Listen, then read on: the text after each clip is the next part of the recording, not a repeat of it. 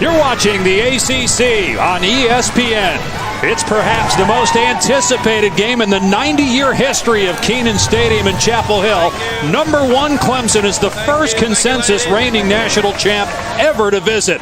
And the Tigers are riding a 19-game winning streak behind the strong arm of quarterback Trevor Lawrence. Hot and humid, 92 degrees as we are just moments away from kickoff in Chapel Hill. And welcome to the booth. Alongside Greg McElroy, Tom Luganville, I'm Dave Pasch.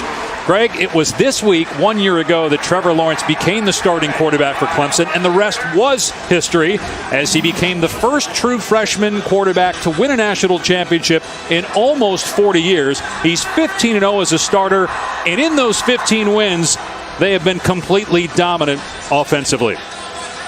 He does have, Craig, more interceptions this year than all of last year, but still, this guy is a phenomenal talent. If you were to gauge my level of concern on a scale of 1 to 10, it's around a 1, because I look at this guy's talent, and it truly is remarkable. Now, he hasn't been as efficient, he hasn't been as urgent, but he has done some really nice things.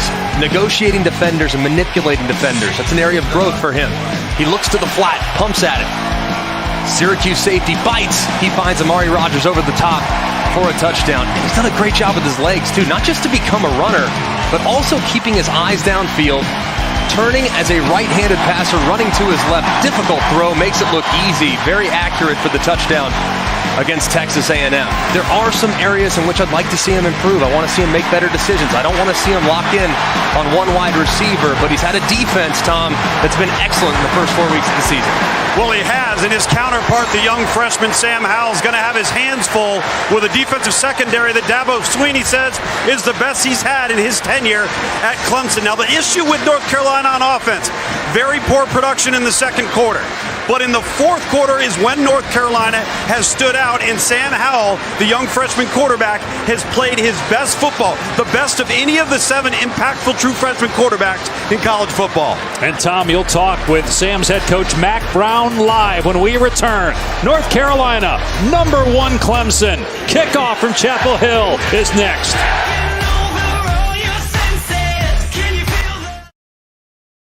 To North Carolina as the Tar Heels get ready to take on number 1 Clemson.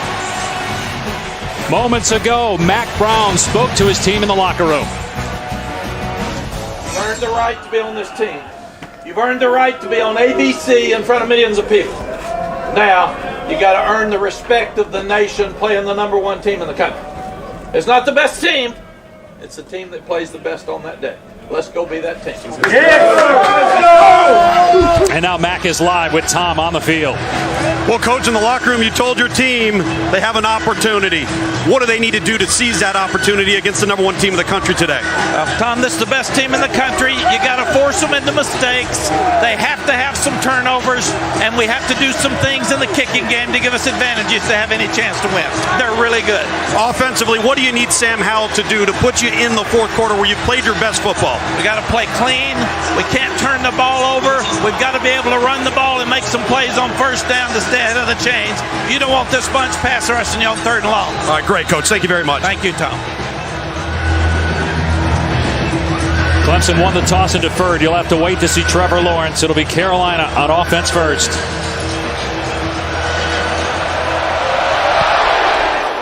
Beautiful day, but it is smoking hot down on the field. It's a packed house here at Kenan Stadium, and the Tar Heels will start on their 25-yard line.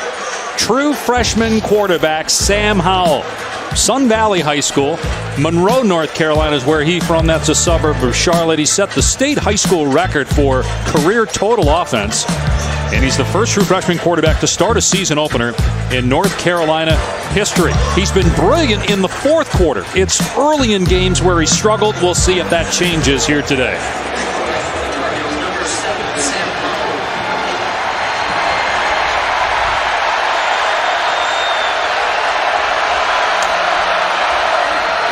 They're going to hand it off here to Michael Carter on first down, and they push the pile way past the 30-yard line. That's encouraging if you're a Tar Heel fan, given the offensive line struggles this year. And Sam Howell looks the part.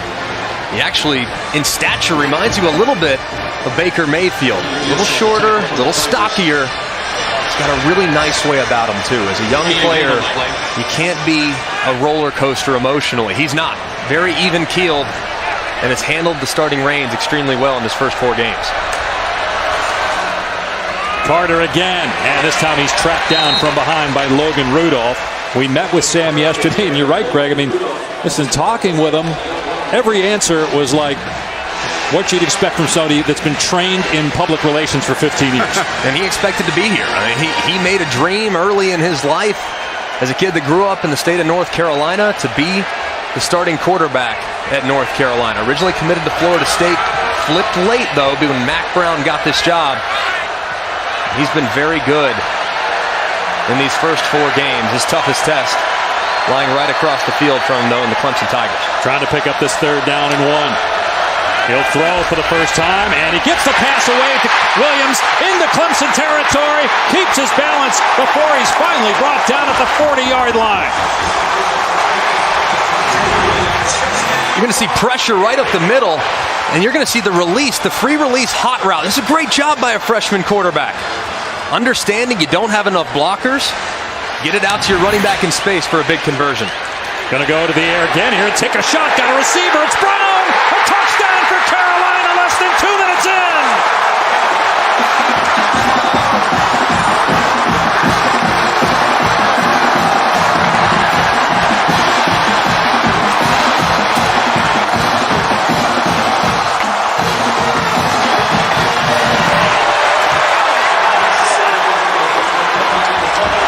How many people expected that out the gate?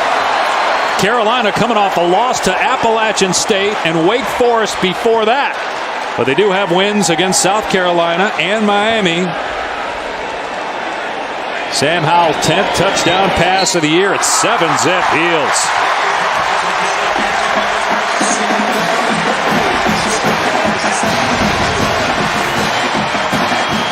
He loves the look.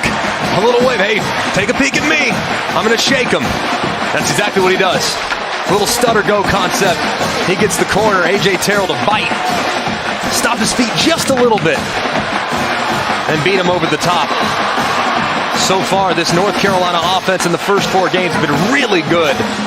Driving the ball down the field. And finding De'Ami Brown, their best wide receiver in an isolated situation.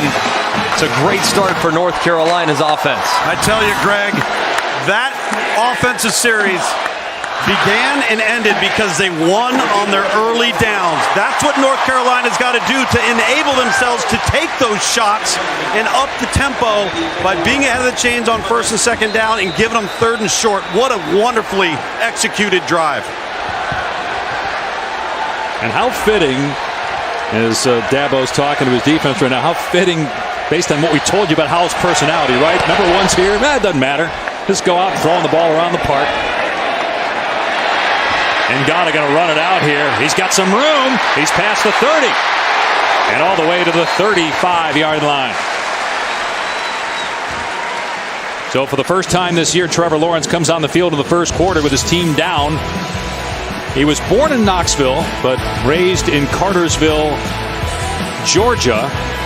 Big Peyton Manning fan, mentioned born in Knoxville. That's the Manning number in college, number 16, of course, number 18 when he was a pro.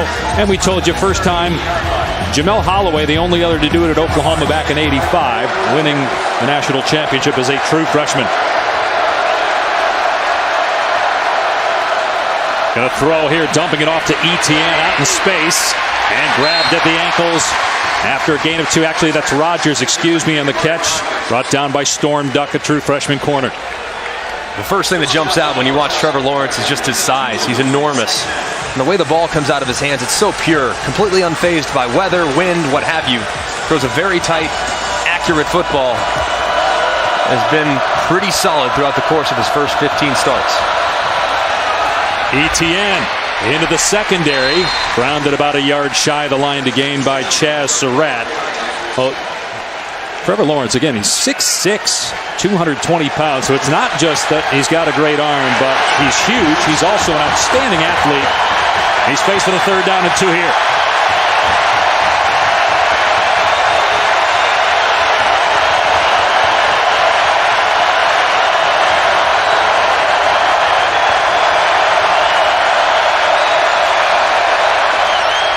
And we talked about his athletic ability. You see him using his feet to pick up the first down to the North Carolina 44.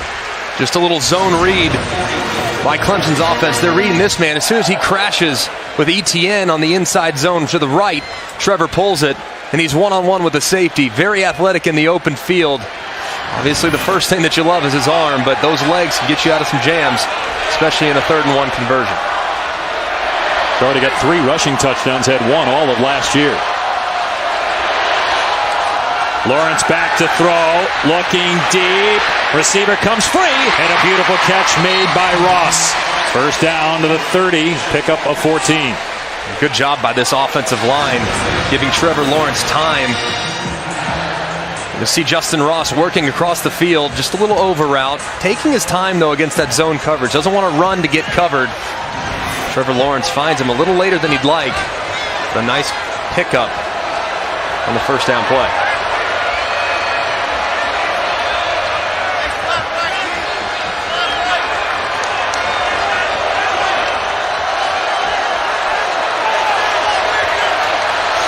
Lawrence gets it to Ross out in the flat, and he's tripped up after a gain of a couple. Miles Dorn, the leading tackler for North Carolina, made the stop.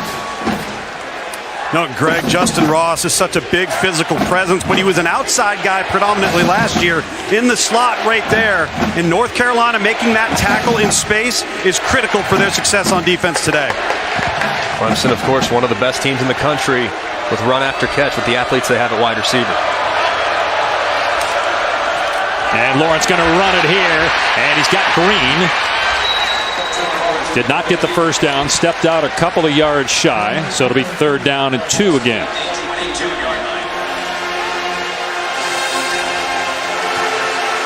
Picked up the first down earlier with his feet. We'll see what he does here.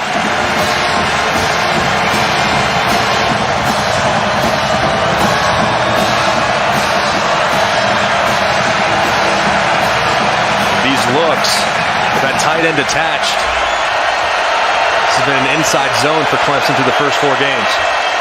Instead, it's a pass out to Rogers, and he's wrapped up for a loss. Dominique Ross made the hit. It's 4th down. An RPO. Inside zone to the right. Instead, he opts to give Rogers a chance in space to make a guy miss. And North Carolina was up to the task. Great job rallying to the football and bringing down the explosive Rogers on a critical 3rd down. They bring on the field goal team after the 1-yard loss. A 40-yard try for B.T. Potter. And he missed it, not even close.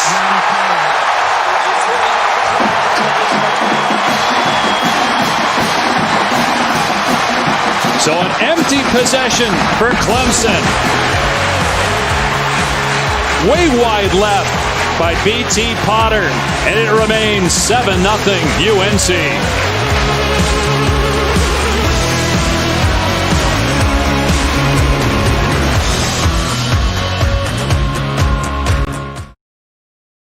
Welcome back, 7-0 North Carolina as we continue Dr. Pepper's Championship Drive Game of the Week.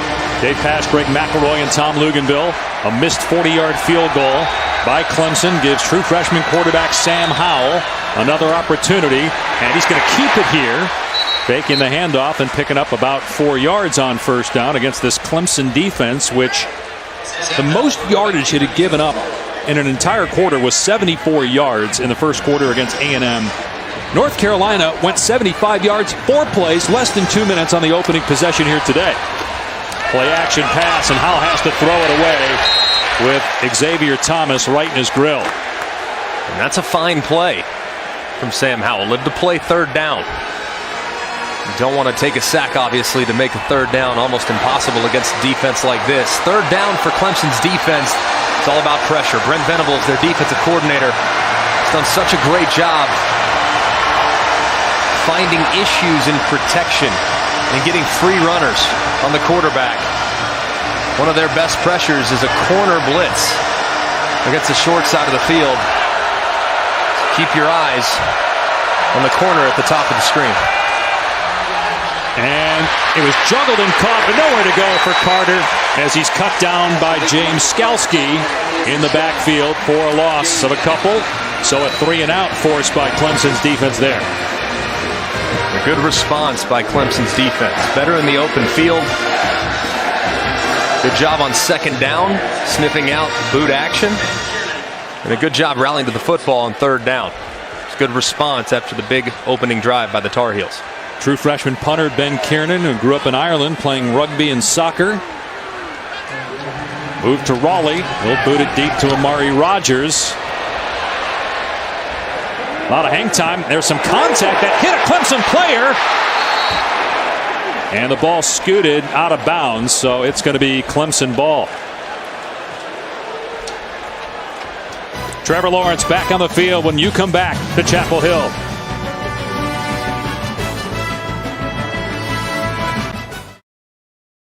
College football on ABC is brought to you by Coca-Cola. Share a Coke with the Tigers and Tar Heels with team bottles in stores now.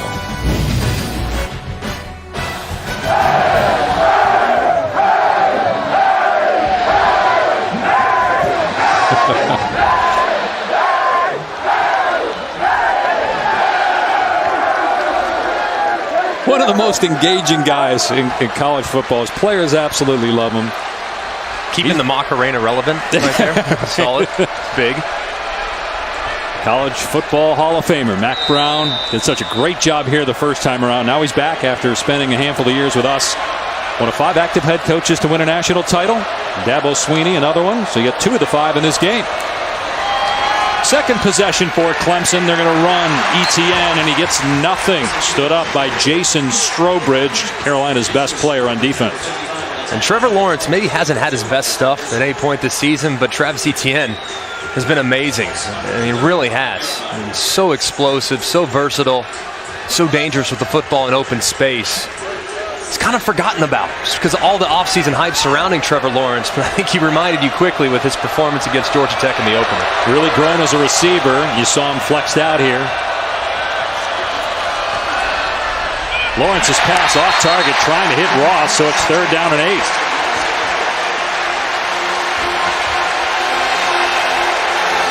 That's just poor footwork right there. Now the crowd's getting cranked up. Trevor Lawrence has got to get his feet underneath him. Let it rip.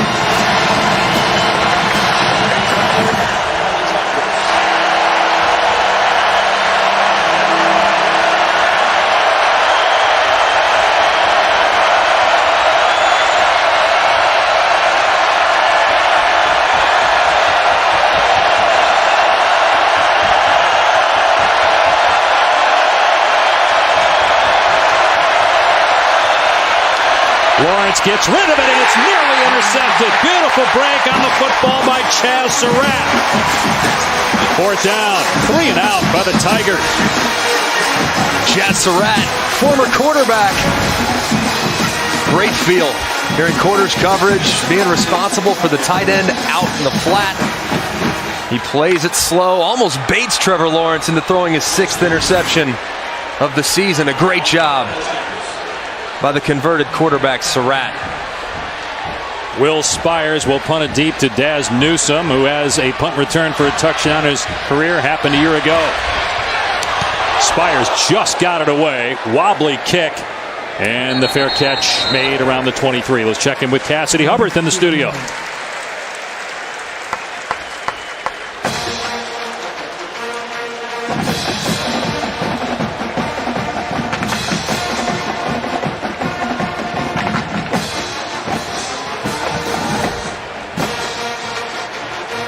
Probably have to say Virginia's the 2nd best team in the ACC right now, right? No doubt. Bryce Perkins he's a difference maker, man, and they're really good on the defensive side of the football. Notre Dame's performance last week earned them respect from everybody, but clearly a little flat early there in South Bend. There's Javonte Williams.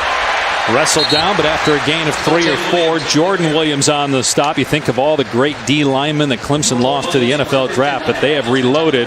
Phil Longo, offensive coordinator, has to be pleased so far with the way his offensive line has played. And he's kind of from that air raid tree, if you will. Previously of Ole Miss, And what he asked the receivers to do is be instinctive, find space, find grass, don't run to get covered.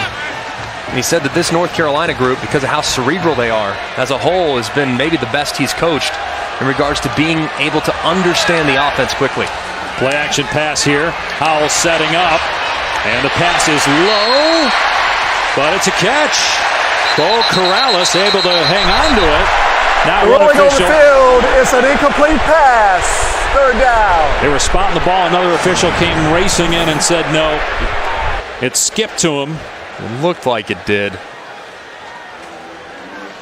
Really close, good effort. Just a low throw from Sam Howell. Slips a little coming out of his break. Good job gathering himself. Yeah, it looked like it hit the turf there. It does. I'm sure they'll look at it. Every play in college football is, of course, reviewed. They're going to stop it. They have a collaborative effort here in the ACC with Game Day Rolling Operations Center involved. An incomplete pass is under further review. 6:27 to go in the first.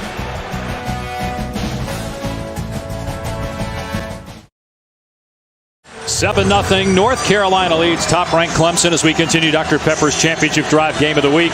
Greg McElroy, Tom Luginbill, I'm Dave Pasch here in Chapel Hill. Tar Heels have been pretty good on defense so far. The last play on offense was ruled incomplete on the field, and replay confirmed it. It was a trap by Corrales, so it is 3rd down and 6 on the Tar Heel 28-yard line. Now backing up, it's a screen to Williams. Nice cut, and he gets the first down across the 35. Great job by Sam Howell buying time. The screen took a while. And look at him just retreat. Sets up nice and easy, then retreat. Back pedal, no problem. Be very patient. And an excellent job by Williams. Sticking his foot in the ground as he approached the sideline and getting vertical. Excellent conversion on 3rd and 6. Yeah, good play call too, Greg. Oskowski, 47, the linebacker, just sees it just a tad bit too late. Could have had an opportunity to run it down on defense. Back to throw again. Howell with time. And boy, Dyami Brown has thrown a number today on A.J. Terrell. He beat him deep for the touchdown. Although he might have been injured on that last catch after a 12-yard gain. He's going to the sideline. When North Carolina gets into these heavy sets with 12 personnel and 2 tight ends, that's when they're likely going to throw the ball down the field. They come off of it. They find Dyami Brown on the outlet. You see him get slammed down to the ground. That's happened all year for North Carolina. Their best players keep getting hurt. And certainly hope Dyami Brown's going to be okay. He got up okay, just a little sluggish getting to the sideline, but he's an important piece of this offense, and the receiving group's excellent, but a lot better with him out there. Williams gets the carry. They're still getting good yardage on 1st down. 3 or 4 again there for Javonte Williams.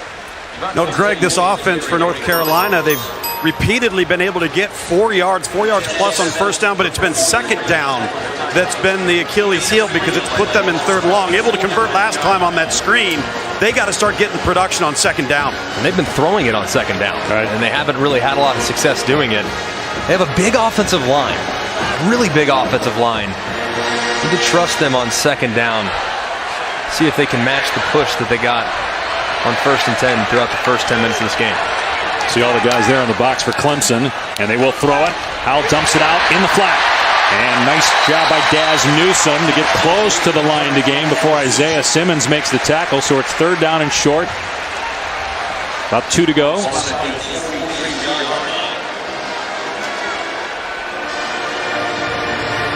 Eighth year as the defensive coordinator, Brent Venables.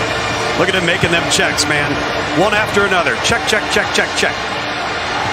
Sam Howell having to come to the sideline there a second ago here on 3rd and short. Get the play call. If Jace Ruder, their backup quarterback, was available, this might be a spot for a quarterback run. Still might go with that to the right side, kind of heavy set offensively. It's going to be Williams, and he's able to power his way to the line to gain. Antonio Williams, senior, came in with just 9 carries this season. Looks like he got enough to move the chains. Now they're huge up front, especially number 73, who they run right behind. It was a good job coming off the edge by A.J. Terrell, almost making the play in the backfield. But number 73, Marcus McKeithen, the right guard for North Carolina, 6'7", 332. And I think he's a little heavier than that. I really do. That's when he skips breakfast. Yeah, exactly. He is a big boy, really trying to run it behind him in short yardage situations. Play action pass for Howell, and it's almost intercepted. Isaiah Simmons deflected it. Chad Smith almost got it on the redirection. You better be aware of number 11 is. He is long, athletic, and can be a complete game wrecker for offenses. Really tight window that Sam Howell was trying to find right there, and you see the length of Isaiah Simmons at 6'4", reaching out that arm and knocking down the pass. Dangerous throw right there by the freshman. Look at the length of his arms. And he's so long. He just makes windows so much smaller just by extending his reach. Came to Clemson as a safety. Now he's at 6'4", 230 pounds. They fake the reverse. Howell being chased, and he dumps it off here to Carter. It was cut down by Simmons for a loss at the 46. A setback of 4 yards. It'll bring up 3rd down and 14. Carolina coming into today among the worst in the country, not just in 3rd down conversions, but most offensive categories, but they've been outstanding so far. They're hoping here just to maybe get 7 or 8 and then see if that's enough for their field goal kicker, or maybe they go for it. It's 4th and 3 or 4. We'll see. And this is such a tough spot against a defense like this. So aggressive. Brent Venables defensively. So many guys that can apply pressure to the quarterback. North Carolina, their first 4 games of the year, have been relatively conservative. Wouldn't be shocked to see them play it safe here as well. With time, a deep ball into traffic, and it's incomplete as 2 Tigers collide. Muse and Simmons. The pass intended for Carl Tucker. 4th down, and Simmons is still shaken up. Man, really dangerous throw here as you see Isaiah Simmons on the deck for the Clemson Tigers. And again, it was that collision with Tanner Muse. Friendly fire. Takes Simmons to the ground. The field for special teams. But man, he took a shot here from his teammate Tanner Muse on that dangerous pass by Sam Howell, trying to hit Carl Tucker down the seam. But again, looks to be all right. And so Carolina will punt it, try to pin Clemson deep. Amari Rogers standing at his 10-yard line. Ben Kiernan will boot it for the Tar Heels.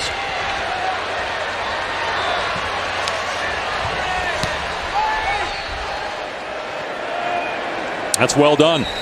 It'll be Clemson ball at its 11-yard line. 35-yard punt. Don't forget, after our game, Nebraska welcomes number 5 Ohio State into Lincoln. 7:30 Eastern right here on ABC. Boy, Ohio State, I know they're ranked 5th, but they're playing as well as anybody in the country right now. They are, and they have solved the issues that plagued them on the defensive side of the football. Last year, they were so anemic on that side of the ball. Dwayne Haskins and company last year were excellent on the offensive side, but that defense now really tenacious in the front, and that's been the big difference in the first few weeks of the season. Penalty marker down. Legal substitution. Offense. 5-yard penalty, 1st down. Mental error there. Lynn J. Dixon was on the field, but wasn't supposed to be. At least that's what we think, because Travis Etienne was kind of looking at him like, what are you doing? And then Dixon turned around and ran to the sideline. A mental error there. Yeah, you could see him just running right off the field as Etienne came in and tapped him out. Tough spot now, backed up at their own 6-yard line. Maybe run off the field a little faster, too. He made it kind of easy for the officials when you're sauntering to the sideline. There's Etienne stood up at the point of attack. Jeremiah Gimmel. No gain. You know, Clemson, even though it hasn't looked great offensively, aesthetically, the numbers are still phenomenal.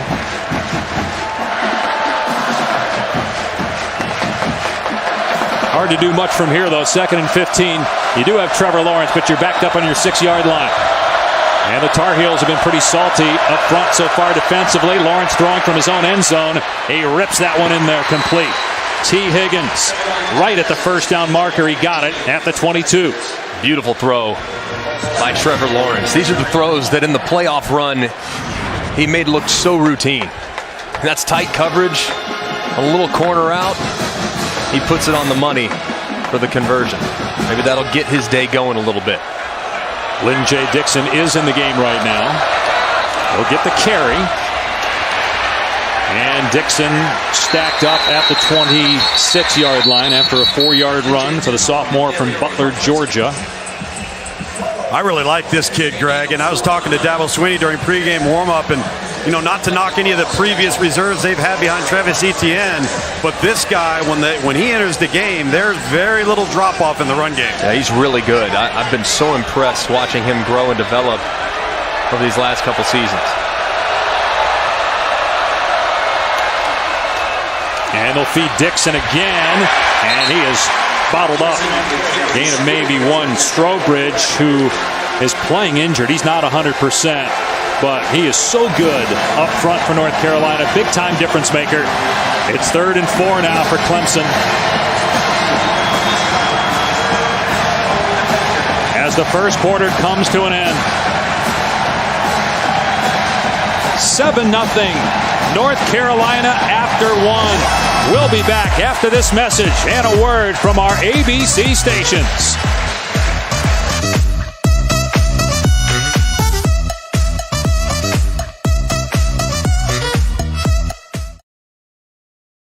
This season, for every field goal, an extra point made by participating universities. Allstate will make a contribution to the university's General Scholarship Fund. Thank you, Allstate.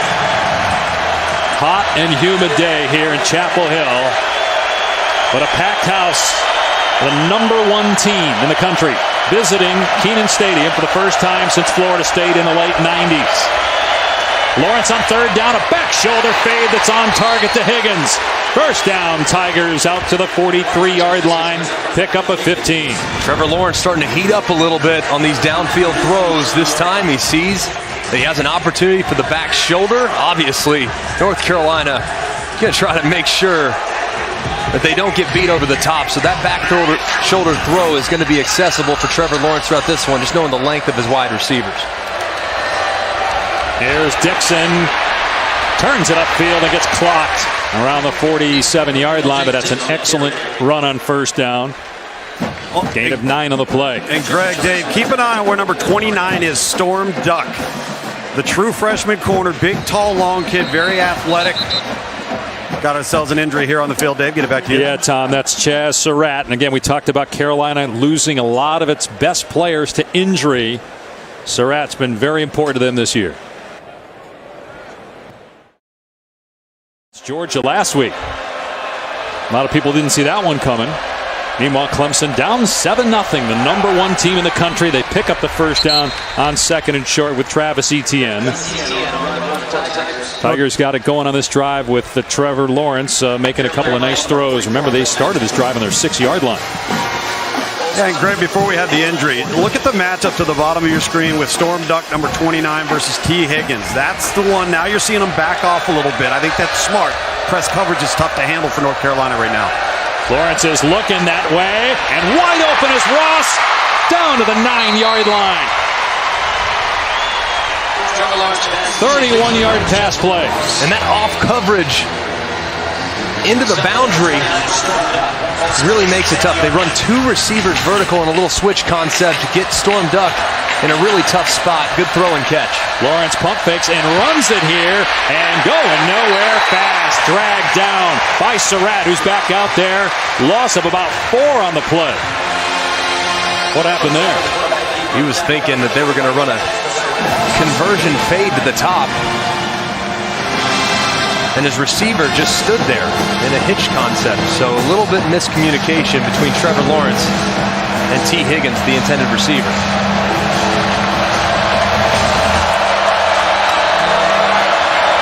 Tenth play of the drive. And a ton of room. Etienne walks in for the touchdown. Just gashed him on that play for 13 yards. And now a point after away from tying it up.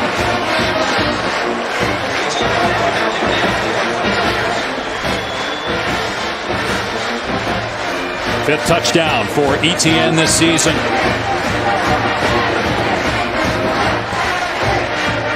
Reigning ACC Player of the Year. B.T. Potter puts it through. We're all even at 7 apiece.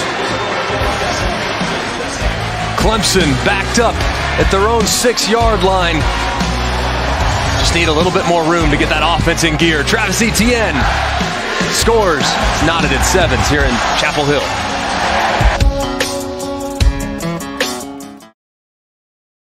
On ABC is brought to you by Pacific Life. 150 years strong. Protection and retirement solutions for your future.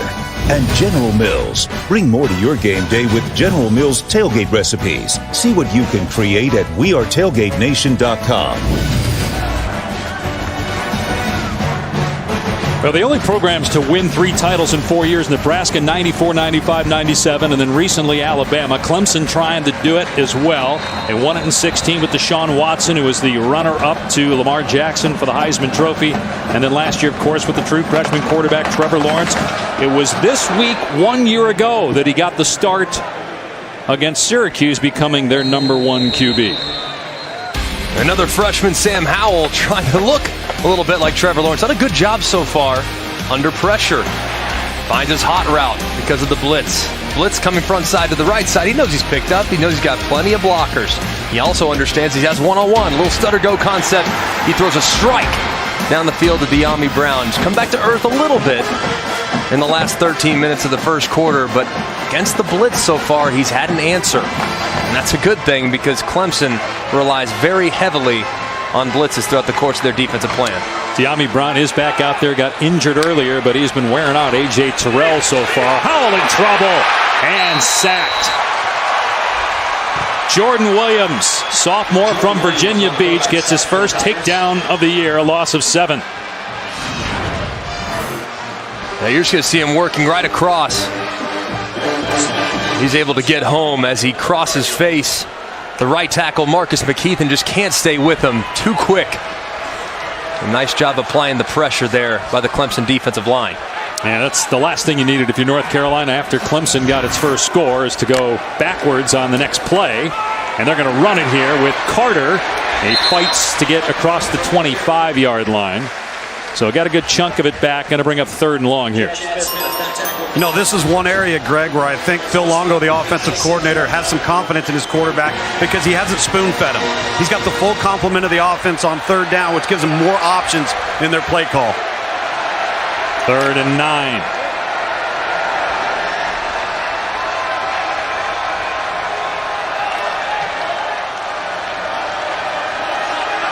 Howell, originally committed to Florida State. He was recruited by Clemson, but from the Charlotte area. True freshman making the start. He's got one-on-one coverage here, and the ball is knocked away, incomplete, no flag. A.J. Terrell held his own that time against De'Ami Brown. It's 4th down. And tight coverage here by A.J. Terrell, who gave up the big touchdown early. A lot of contact. Both guys, though, right? Yeah, a lot of contact on both sides. I think the throw was a little bit better. It was more upfield, and it wasn't so far beneath. And maybe they would have had a better chance at a flag, but... You're right, Greg. That throw is low. That's why they didn't get it. Exactly. If it's high and he really interferes, that's when they likely would have gotten the call. Kendrick is the deep man here. And he lets this one bounce. It will roll to a stop around the 28. 47-yard punt, no return. Monday Night Football will be in Pittsburgh. Ben Roethlisberger obviously out for the season, so Mason Rudolph gets his 2nd straight start. The Steelers trying to avoid an 0-4 start. It's the 100th meeting between these two division rivals. And Mason's younger brother, Logan, is on the Clemson roster. Defensive end, sophomore from Rock Hill, South Carolina. Mason Rudolph. Oklahoma State quarterback. Let's see if he can throw it downfield to James Washington, who was his teammate, also a Steeler. Here's Etienne, beautiful stutter step in the hole, and picks up almost the entire 10 yards before he's brought down by Miles Dorn. But the talent of Etienne on display here. He's just so powerful. I mean, we know he's a home run hitter. And he runs through initial contact, and he doesn't even slow down. Right. He's so slippery and has such sudden movements and running behind his pads. It's really been a joy to watch this year. Gets it again here, and they're really starting to gash him now, but the ball is coughed up.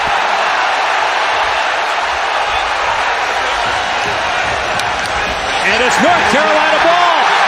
Strobridge comes out of there with it for the Tar Heels. Just as they were starting to rip them, the Tar Heels come up with a takeaway, and out comes the belt. Huge play for Carolina's defense. You're going to see number 21, Chaz Surratt, on the left side.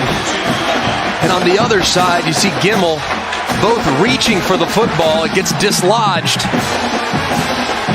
And there's Strobridge, who's been a little beat up for North Carolina these last couple weeks, pouncing on it. A huge play right when you thought Clemson's offense was starting to really get in rhythm. Carter gets the carry, got a ton of green in front of him. Inside the 20. Finally run out of bounds by Tanner Muse. A 30-yard scamper.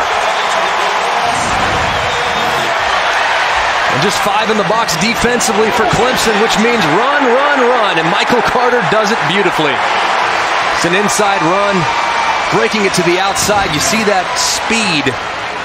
And North Carolina's skill at both wide receiver and at running back really good. Now along the trenches, they have a tough time matching up week in, week out against the top tier teams. You see that three-headed monster at running back with Williams and Antonio Williams, and then Michael Carter there with a big run. First down at the 11-yard line. Howell's going to throw it out to Corrales. Excellent open field play that time by Terrell. They're going at him. And it's a gain of about 4 or 5 there for Bo Corrales. I mean, isn't this the perfect script for North Carolina, guys? You got to play field position. You need Clemson to help you a little bit. Then you need to make a couple of explosive plays. And this is the quarter that North Carolina has struggled in all year long. This has been their flop. So to get over the hump here, Greg and Dave, would be huge to punch this in for their confidence. They've only scored 13 points all year in the second quarter. Just got to trust your quarterback, true freshman Sam Howell. You got to trust him to make great decisions with the football and trust that big offensive line to get some push. Movement and a penalty marker down. Ball start. Offense. 5-yard penalty. Second down.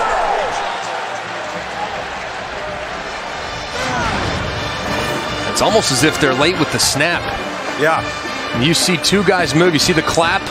A slight delay by the center, Brian Anderson, who's the 3rd-string center because of the injuries they've suffered at the position. A little late with the snap there.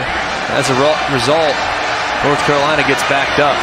Yeah, second down and long. Dabo's trying to call timeout here. Did they get it or not? Howell is taken down here. They may have called the timeout. Dabo was sprinting down the far sideline while Skalski was making the play on Howell in the backfield. And it is a timeout. Timeout. Clemson. First charge with attack.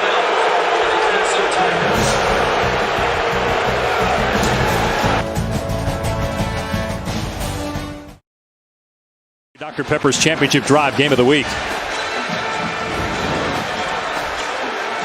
You see Dabo Swinney not liking the alignment, sprinting down the field, getting that timeout. Had a pressure called and didn't like some of the matchups they had in the back end. False start penalty by North Carolina. Makes it second down and 11 from the 12. And it's Carter, and he is picked up in the air by Skalski. So brought down at the 10. It's 3rd and long now for UNC. Really tough spot for North Carolina. With the way Clemson defends this part of the field, they like to drop 8 guys in some cases, and that just doesn't allow a lot of room in the passing game. Situational awareness here for Sam Howell, so pivotal to make sure this team comes away with points. And you see those 3 defensive linemen. Howell to throw. And in trouble, gets rid of the pass. It's caught at the 5, and walking in is Corrales for the go-ahead touchdown. What a job by Howell.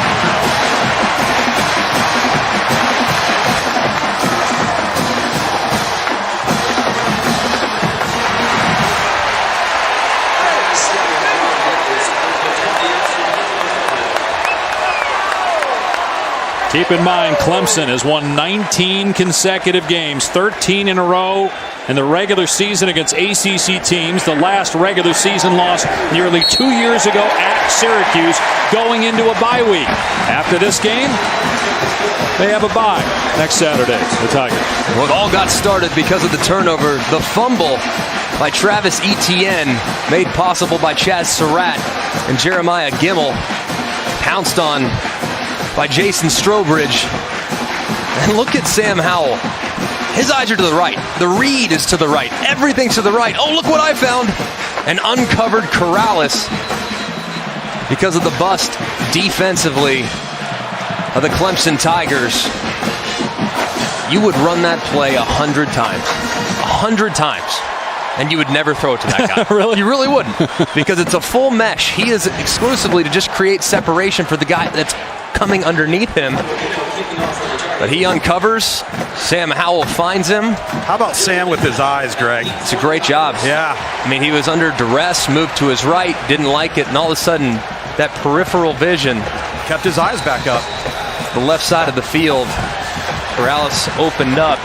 He was somehow able to get into the awaiting arms to give them a 7-point lead. Well, he's got 2 touchdown passes so far. Got the deep man for Clemson. Comes out to the 25. Time for today's Aflac trivia question. Can you name the last unranked team to beat the AP number 1? Got a long way to go in this one, but Tar Heels have played well. Clemson with a turnover that leads to a touchdown. You guys have a guess here? Ooh, this is maybe the hardest Aflac of all time. I mean, I want to say Syracuse 2 years ago, but I don't think Clemson was 1. They were 2. Point. They were 2. Yeah. 2. Yep. Oh my goodness. It happened in 2008. There's your hint. Back to the ground game. Etienne getting it right in his hands after the fumble. Keeps the feet moving and got positive yardage, but he was swarmed by Carolina's defense. All right, let's answer this and get you guys off the hook here. The last unranked team to beat an AP number 1 was actually Oregon State back in 2008 when USC was number 1. Wow. Now our dear friend Mark Sanchez back in the ABC studio is thrilled to hear about that one. I remember that game vividly, actually.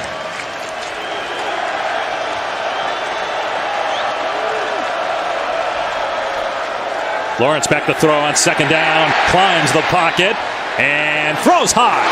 Incomplete, intended for Rodgers. 2 Tar Heels over there in coverage. It is 3rd down and 8. A little surprised Clemson didn't run it there, Greg. They're running it with pretty decent efficiency. Yeah. I'll tell you what, I've been in this stadium 3 times. The 3rd time. This is the best atmosphere I've seen in my 3 trips. It's not even close. It's the most full it's been, that's for sure. It is really loud and difficult for the opposing offense to communicate in a setting like this. Lawrence gonna get hit by Surratt, and down he goes.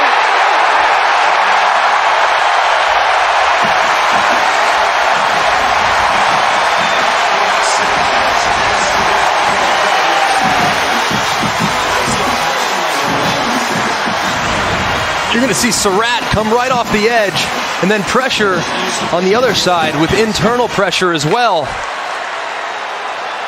And as a result, the left tackle, Jackson Carman, chooses to stay inside, which is the correct decision.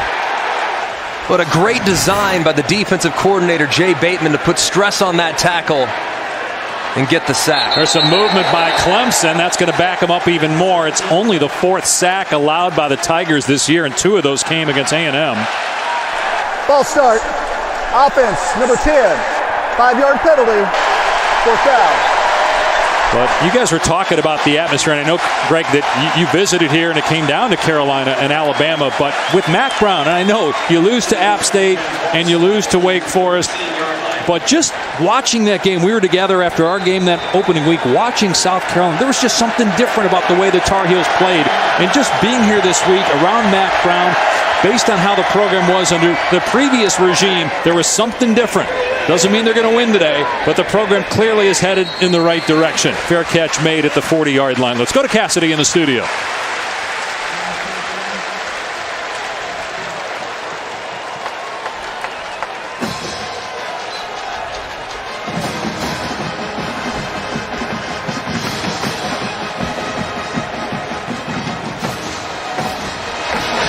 So a surprising score there, this surprising, and also the fact they pivot up 14 points. They've held 3 consecutive opponents to 10 points or less for the entire game, and they've already surrendered 14 this afternoon. And North Carolina looking for more. Got decent starting field position, but there's some movement, and penalty markers are down. Ball start. Offense, number 73. 5-yard penalty. 1st down. It's big Marcus McKeithen, the right guard. So looking at the Clemson defense leading into today, and they played Charlotte last week. The starters didn't play a whole lot. They actually played in total 111 guys. Weren't really tested against Syracuse. And Kellen Mond was shut down for the most part. And you take that first game with a grain of salt because no one knew what Georgia Tech was going to do offensively. Right, with a new coaching staff and everything. Javonte Williams has stood up at the line of scrimmage. No gain on the play. Tyler Davis and Muse in there for Clemson. But Tyler Davis, that young nose tackle, the true freshman, has started since he arrived on campus. He is a load. Number 13 lined up right over your center in between the guard right now. Here's a backwards pass, and instead Brown takes off and gets out of bounds, getting positive yardage. But yeah, that looked like they were trying to set it up. He actually does have a completion, Brown, already this season. That's 3rd down and long. 5:40 on the clock in the 2nd quarter. And a smart play there by De'Ami Brown. They saw it, they covered it. Clemson extremely sound, well coached. Not often are they going to fall for trick plays. Just get what you can get and live to play 3rd down. Clemson, the first ever consensus reigning national champ to play here at Kenan Stadium. And they trail right now. 3rd down and long. And it's incomplete. Unable to come up with it was Daz Newsome. Didn't look like a great throw, guys. 4th down. Just a little bit low for Sam Howell. And that's kind of been his miss these first few weeks of the season. When he misses, it's usually low, which is not the worst thing in the world, because if it's low, it's going to be incomplete or your guy's going to go down and scoop it. If you miss it high, it could get tipped up and intercepted. So it's not the worst thing in the world going up against an opportunistic defense. Got to bring those sights up a touch or if you complete those big plays. If you throw it on target, it's a 1st down. That's a good point. Yeah, that's in a perfect world, you want to throw it on target, yes. Trying to punt it away from Rodgers here. And it takes a Tar Heel hop. And comes to a standstill around the 22-yard line, a 44-yard boot. Kick off your Week 4 with Sunday NFL Countdown. Randy Moss ranks the best catches from today's college football action in You Got Mossed. Plus some help from Napoleon Dynamite's Uncle Rico. How Minshew Mania has followed Gardner Minshew from Washington State all the way to Jacksonville. Sunday NFL Countdown, 10 a.m. Eastern on ESPN. We saw Minshew 3 times last year. I know you guys liked him, but did you see this coming? I didn't. I think he's obviously thrust into a situation, but man, he has been so accurate with the football, and he delivered on a Thursday night performance a couple weeks ago. That was really impressive. They go empty here and throw it out in the flat. Overton on the catch, and he is down. Slammed to the ground by Jeremiah Gimmel. Playing with his hair on fire. No gain. Tell you what, Jeremiah Gimmel's been all over the place. Him and Chaz Surratt. They've been the spark that this defense needed. I mean, anticipating throws, anticipating plays, being opportunistic on 3rd down, stripping the football from ETN. They've been the difference on the defensive side for the Tar Heels. Try to find some running room off the left side. Etienne up to the 28-yard line. So good yardage on second down. Put him in third and manageable as we near the 4-minute mark here and a half. This has been the money down for North Carolina on defense to see if they bring pressure again here like they did last time on Trevor Lawrence.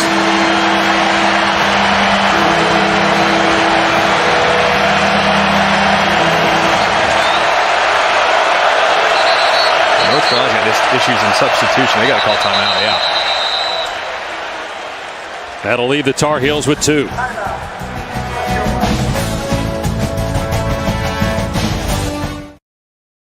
North Carolina's defense has been up to the task. In coverage here, Chaz Surratt closing in, knocking it down. And then in the pressure, too, overloading the left side as Surratt comes uncovered.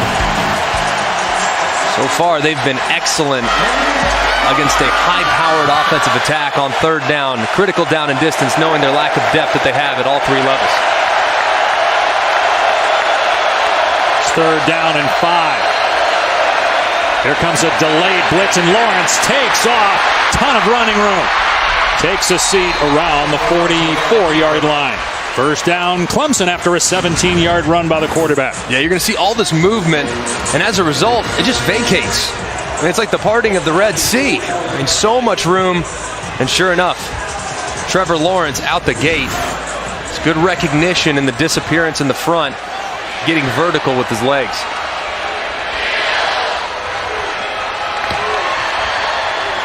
High snap. Lawrence able to corral it and throw it deep on target.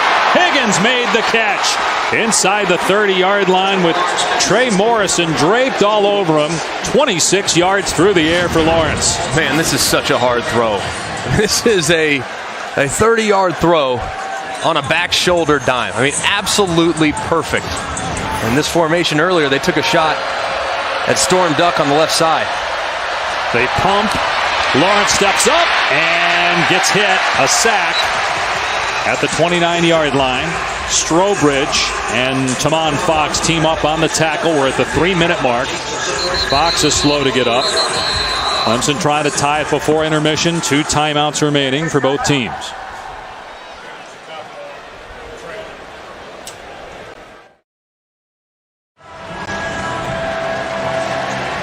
Clemson #1 for the 5th straight week, tying a school record. They trail 14-7 late in the first half. Trevor Lawrence going to hand it off here on the rollout, and Etienne might have been a face mask there. No flag. Not much on the ground for Etienne. So it's going to be third down and long here for the Tigers.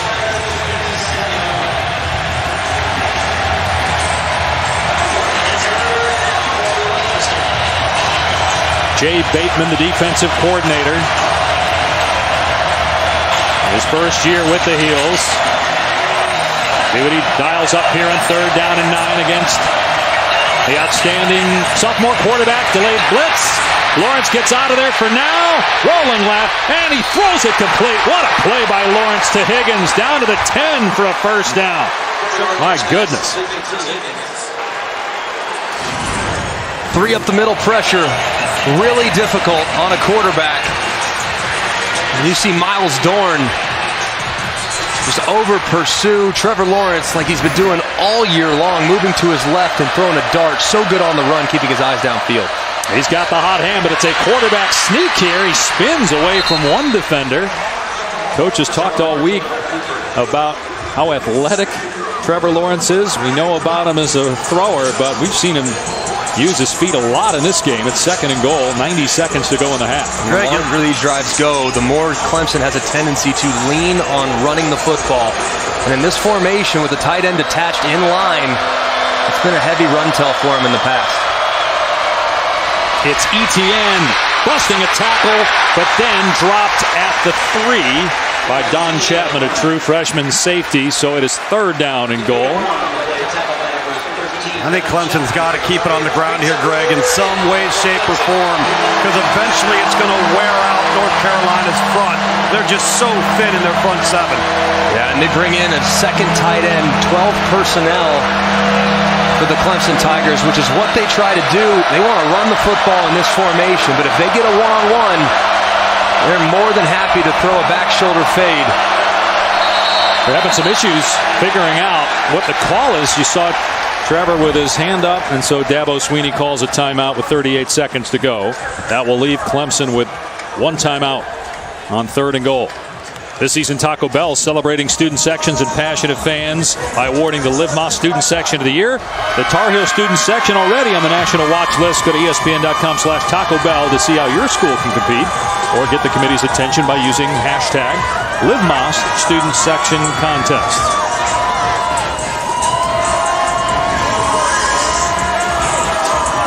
And with basketball season right around the corner, and they had their first practice last night here, but they're celebrating football today. And with wins against South Carolina and Miami, you can feel it just being on campus this week that fans have already bought in. I know they lost the last 2, but the fans are already in what Mac Brown is selling.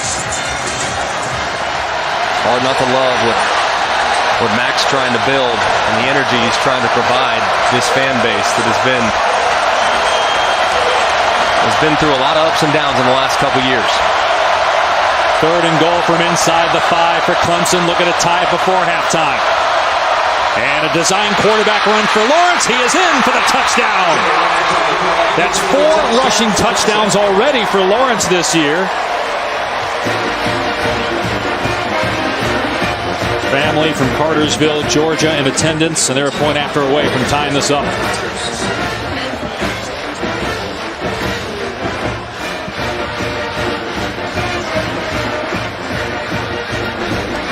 Great job by Clemson's offense, getting some points before the half. They get the ball at halftime as well. Huge drive. 13 passes by Lawrence, 8 rushes by the quarterback. I'll leave it at 14. That's a really good design. You're just going to see movement and counter action. And Trevor Lawrence at 6'6", 220 plus pounds, just too heavy to stop with a full head of steam. Very similar to the play they scored on earlier, except this time the quarterback is the ball carrier off the counter action. And Trevor Lawrence runs behind his pads and has enough surge. It's a great answer by Clemson to try to create some momentum here as we near the end of the second quarter. Efficient passing for Lawrence, and made some smart plays when under duress to get outside the pocket and run. And we've seen there a couple of design runs for the QB on that possession when they got in goal-to-goal situation. I think statistically it might not always tell the story, but this has been probably the best half of football I've seen from him as far as the decisions he's making and the throws he's executing so far this season. Michael Carter is deep. He won't touch it. It'll come out to the 25. We'll see how Carolina handles the final 33 seconds with 2 timeouts remaining. State Farm halftime report is coming your way with Kevin Nagandi, Jonathan Vilma, the aforementioned Mark Sanchez, your former teammate with the Jets. They're going to talk about what's going on with Bama. And can Notre Dame make a statement against Virginia? It's a good one right now. Jalen Hurts continues to light it up for Lincoln Riley and OU. That's a great halftime because I'm fascinated with what Virginia's doing. Obviously, Notre Dame earned so much respect last week. Ole Miss, new coordinators on both offense and defense, giving Alabama some fits after Alabama's crushed them in each of the last couple years. Great day for college football. Carolina's just going to run the ball here, and Carter, a flag comes down. Carter pushed out. But it looks like North Carolina is saying, you know what, we're tied with the #1 team in the country. Let's not make a mistake down our own end deep. Offensive holding, number 75, 10-yard penalty, first down. Clemson only has 1 timeout, so again, you would think the Tar Heels would just play it safe here. They scored less than 2 minutes into the game, and then Clemson came back, tied it. North Carolina forced an ETN fumble, turned that into another touchdown pass for Sam Howell. Ryan Finley, the last ACC quarterback to have multiple touchdown passes against the Tigers in the ACC. And And 19 straight wins for Clemson. North Carolina has never defeated a #1 team. In fact, they're 0-26 all time against top 3 AP teams. Clemson will not use a timeout, and the Tar Heels are content to go into the locker room tied at 14. Great first half.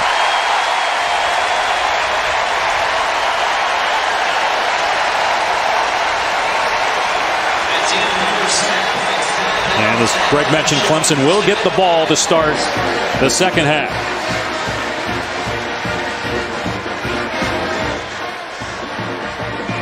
So Sam Howell with 2 touchdown passes, Trevor Lawrence and Travis Etienne each with a touchdown run.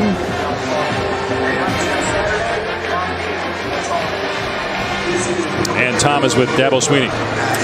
Coach, great momentum swing there. You get the ball coming out of the third quarter. How can you get this offense in sync and in rhythm consistently? Well, they're playing to make us be patient.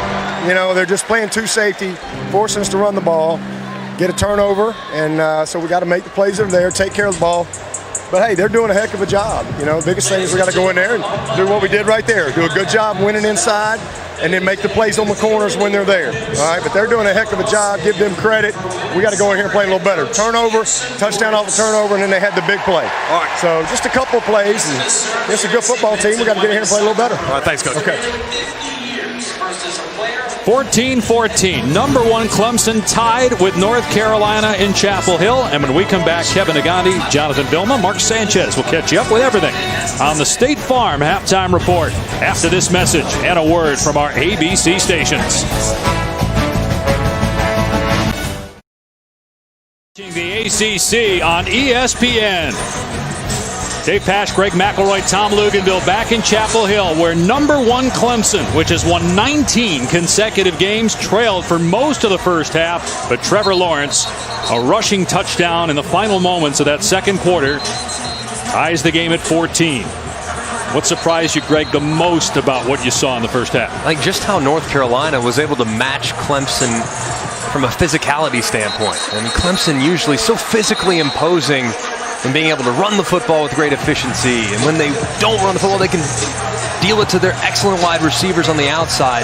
North Carolina so far today has been not only able to match that tenacity that you see from Clemson, but in some ways, they've even surpassed the intensity that we usually see from the Clemson Tigers. But can the Heels keep it up? Clemson will start on offense here in the third quarter. Michael Rubino kicking it deep. Ngata, a return man, takes it from his 7-yard line. Ngata across the 25, able to keep his balance, and eventually brought down, but after he crossed the 35-yard line. Take a look at our Pacific Life game summary. North Carolina scored less than 2 minutes into the game. True freshman Sam Howell with a dart to De'Ami Brown.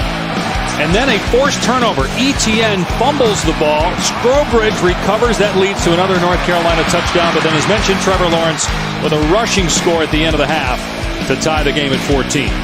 The last Clemson loss came following the 2017 regular season to Alabama in the college football playoff semifinals. Their last loss in the regular season was against Syracuse almost 2 years ago.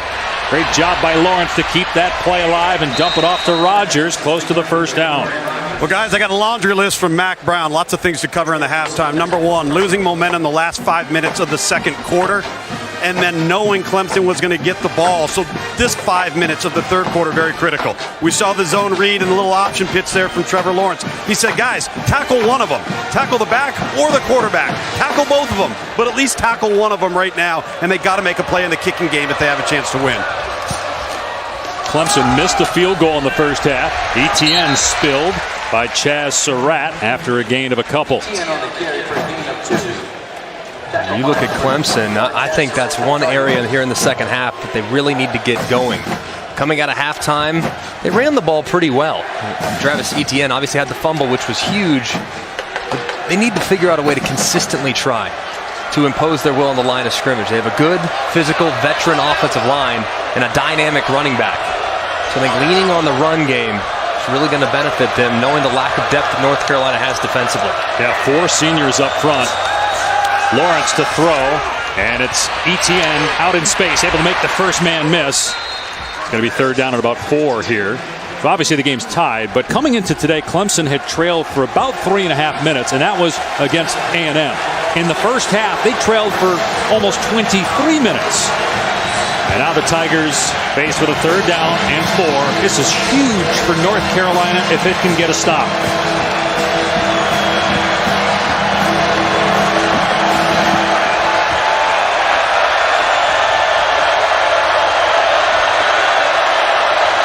And some movement by Clemson as it looked like the Tar Heels were bringing pressure. False start. Offense, number 74. 5-yard penalty, third down. It's the left side of the offensive line. They called 74 John Simpson. They could have very easily called the left tackle Jackson Carman as well. You see that movement by North Carolina. Drew those Clemson Tiger offensive linemen off sides. It's a good job by North Carolina moving. Clemson's got to stay in there, though, because this 3rd and 9 is a lot tougher than that 3rd and 4 they were just faced with.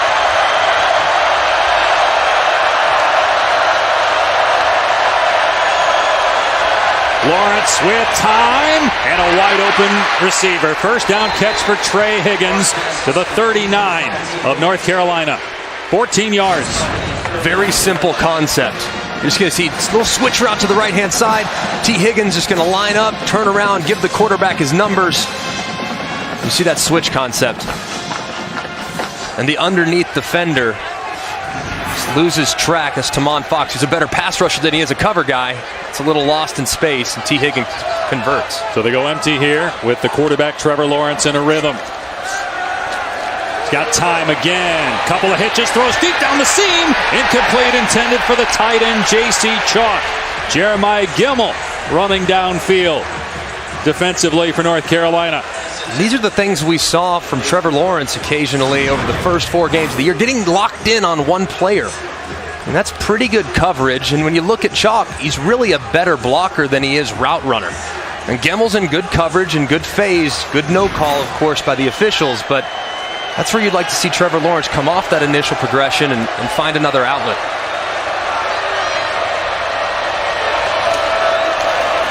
They're going to run Etienne here. And he's thrown to the ground at the 30, but that's what they were doing in the second quarter. Before Etienne fumbled, they were getting 8-9 yards a pop on the ground. It'll bring up 3rd and 1. And the longer the drive goes, the more Clemson likes to emphasize the run game. Here in a 3rd and 1 situation, 4 down territory. Might go heavy play action here. See if I can maybe create a one-on-one on the outside, and then I can run it for the first down if I so choose. Which Lawrence has done a couple of times today. Penalty flag down. False start. Offense number 79. 5-yard penalty, third down. So that's twice Jackson Carman on this drive.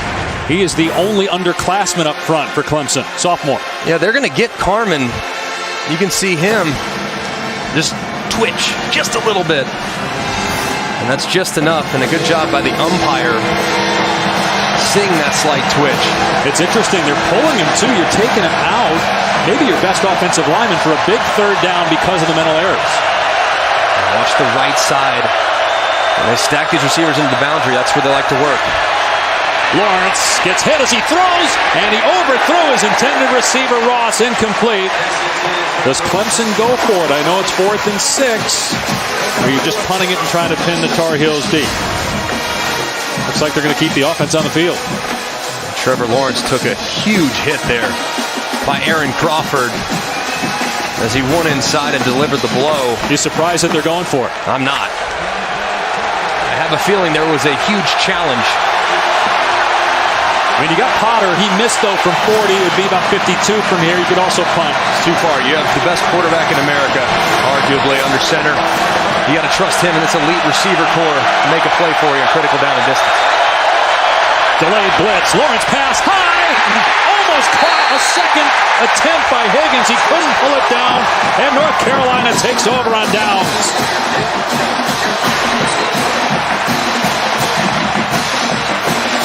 North Carolina with the 3 up the middle pressure. So difficult for a quarterback. And well disguised, too. Trevor Lawrence understands that pressure's coming, gets it out quickly. And off target, just a little high for T. Higgins as he comes out of his break. T looked like he settled coming out of the break instead of separating a little bit. I don't know if Trevor thought he might come cross face.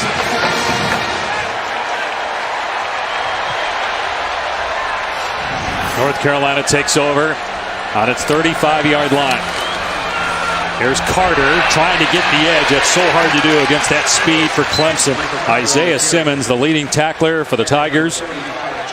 Moved from safety a couple years ago, made the hit. Loss of 1. And that's the guy that Clemson's defense really needs to get going. A little beat up earlier after a huge collision with Muse in the secondary. He's got to be all over the field. He plays that hybrid position. Kind of a second-level linebacker player that's listed as a safety. So always got to keep an eye on 11. He can pressure, he can cover, and he can make things happen for you defensively in an instant. True freshman quarterback Sam Howell to the air. And incomplete as Brown stumbled coming out of his break. As they went at A.J. Terrell again. They like that matchup out there, but it's 3rd down and 11. See the numbers for Howell. He's cooled off a little bit after that hot start, but we had a chance to talk to him for about 15 minutes yesterday. Even keel. And he's played that way today. Yeah, he's very under control. And the biggest thing are those 0 interceptions. Just have to be smart with the football against an opportunistic and a defense that likes to give you a lot of looks and likes to heat up the quarterback. 4-man rush here. Howell's got an open receiver underneath, but they're not going to get the first down. Toe Groves dropped by Terrell at the 38, so North Carolina will have to punt it back to the Tigers. And a good job defensively there from Clemson. Dropping back. Don't get overly aggressive. Force the ball out of Sam Howell's hands underneath the sticks and rally up and make a tackle. It's a good job negating a tendency, going with a little bit more soft coverage. Ben Kiernan booms this one. Rodgers lets it bounce. And it goes into the end zone for a touchback. 63-yard punt, but unfortunately for the Tar Heels, only a net of 43. Fans, I know many of you have seen Lawrence of Arabia, but we got a movie that's just as good. You watched it last year, you're watching it now. Lawrence of Death Valley. Hope you're enjoying your quarterback and your Clemson Tigers today. And don't forget, tomorrow, 7:30 Eastern Time, NFL Primetime, Tom Jackson and yours truly on ESPN+. Football, the way you guys like it. Man, it's so good to have Chris Berman and Tom Jackson back on ESPN as Lawrence rolls to the right and dumps it off here. J.C. Chalk gets the first down past the 30-yard line. All right, here's some of our favorite Chris Berman nicknames. Now, he's got some great baseball ones like Odie Young again, McDowell, but football, Jason can't always get what you want. You got what, Tom?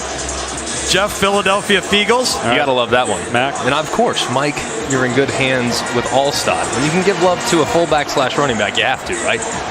Don't call him a fullback. Fullback/running back. He's a slash.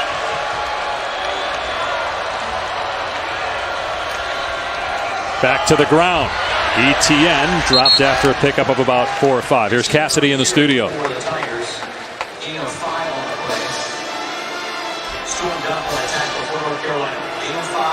Second and 5 on the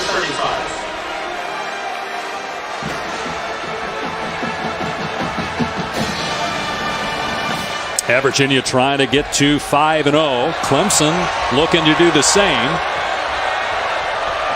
Midway through this third quarter. He turned it over on downs on the last drive, and stumbling there is Powell. That was going to be a huge play. It was beautifully designed, but Powell tripped and went down at the line of scrimmage, bringing up third down. Oh my goodness. Beautiful play action, beautiful boot. Oh my gosh, so much room. That one just eats at you, and that's one that you really don't look forward to going into the film room to watch on Sunday because your teammates can give you a little bit of a hard time. Willie Whiteline got him. It's got him.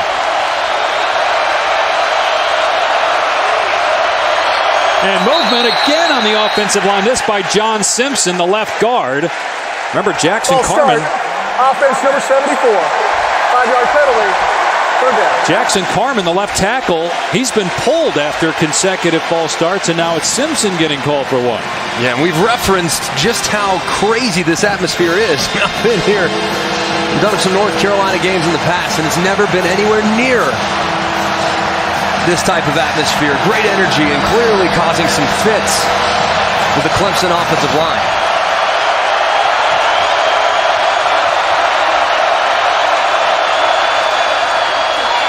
Lawrence with a ton of time. His arm is hit. The ball flutters. It's incomplete. It's Chaz Surratt, the former quarterback turned linebacker, who hit the Clemson quarterback that play.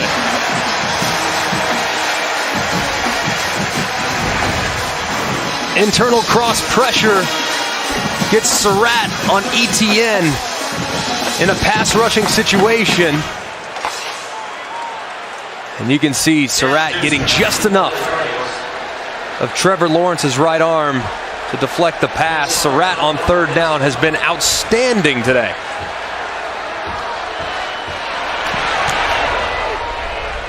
Good punt by Spires. And the fair catch made around the 26-yard line by Daz Newsome.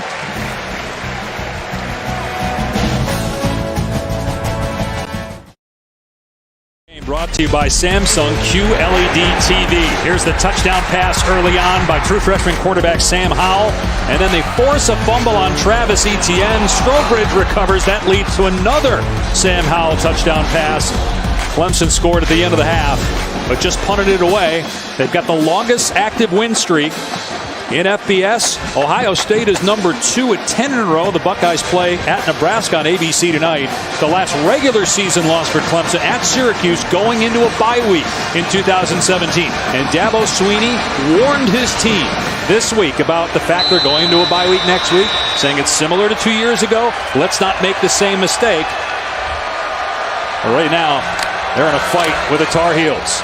And here's Carter on first down, ran into his own guy, and eventually trampled after a gain of 2 or 3. Dabo and Mack Brown go way back. In fact, when Dabo Swinney was named interim coach and eventually the head coach at Clemson when Tommy Bowden was let go, he called several coaches to try to pick their brains and go visit. Mack Brown, Dabo said, was the only one to allow him to come visit him at Texas as Carter keeps his feet and gets the first down. They've been great friends ever since. When Mack was working for us, he would text Dabo all the time, give me some keys to the game so I can mention it ABC in the studio. So Dabo this week texted Mack, give me some keys to this game. Of course. Got to pay it back. But it's amazing just how much Dabo and his personality reminds me of that, of Mack Brown. Very personable, engaging, interested.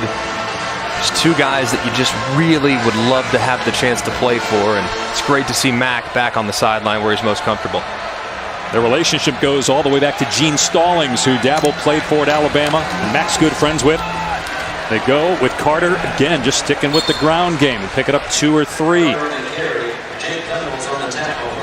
So we told you we got 5 active coaches to win a national championship. Dabo with 2 of the last 3 years, Mack back in 05 with Vince Young.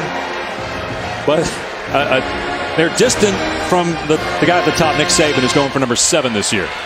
Yeah, it's incredible, though, to see what Dabo's been able to do over the last decade and to see the program that he's built. They are so deep, so talented, have such an established culture. And Brown could not hang on with Kendrick in coverage third down. Yeah, guys, I confirmed with both of them in pregame warm-up that each received a text with the keys. Now, Dabo told me that his keys were nobody in blue scores, everybody in orange runs for as many yards and throws for as many yards as they'd like, and everybody in orange scores and only scores. It's great when you got Matt, in turn, would not reveal his keys that he gave to Dabo. You're saying not for TV, Tom? Apparently not. It's great, though, in an era where you got so many coaches that suffer from extreme paranoia that these two guys just are having fun with it. 3rd and 6. Howell, all through the hands of Brown. Would have been a first down and more. Instead, it's a punt. It was a nicely thrown football from Howell, and a nice route, too. Just a little slight delayed stutter slant. A lot of separation, plenty of room. You know what, Greg, though? When you're the underdog, you cannot drop that ball. Yeah, you can't. You have to think, was De'Ami Brown thinking that there was a white jersey coming straight for him? Maybe going across the middle, got a little bit carried away and preoccupied with making the catch. Or is he thinking, if I catch this, I might score? Again, the punt goes over the head of the return guy, but it checks up this time and is down around the 10-yard line. We're still even at the 5-minute mark of the third.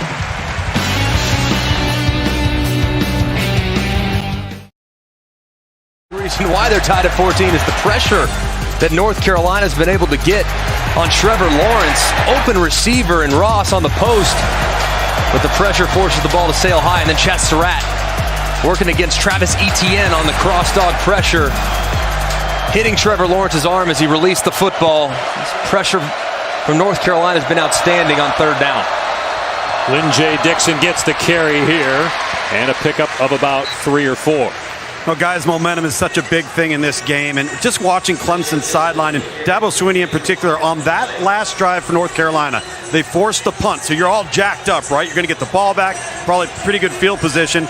Then he jacks the punt inside the 10-yard line, and just watching Dabo Swinney's body language, because now he knows from a field position standpoint, it takes away some of that momentum, and now the crowd gets jacked up behind you. Well, and think about it too, Tom. You've had 5 false starts in large part because of the crowd today by Clemson offensive linemen. No doubt. Now he got 2nd and 5 after that 5-yard run, and Lawrence to throw here, and it's knocked down, incomplete. Alan Cater got a paw up. I love the play here by Cater, recognizing it's quick game. I can't get home. I can't sack the quarterback. So what do I need to do? I need to just jump and get my hands up, deflect the pass. That's good recognition of the quarterback's footwork and how quickly the ball was coming out of his hand.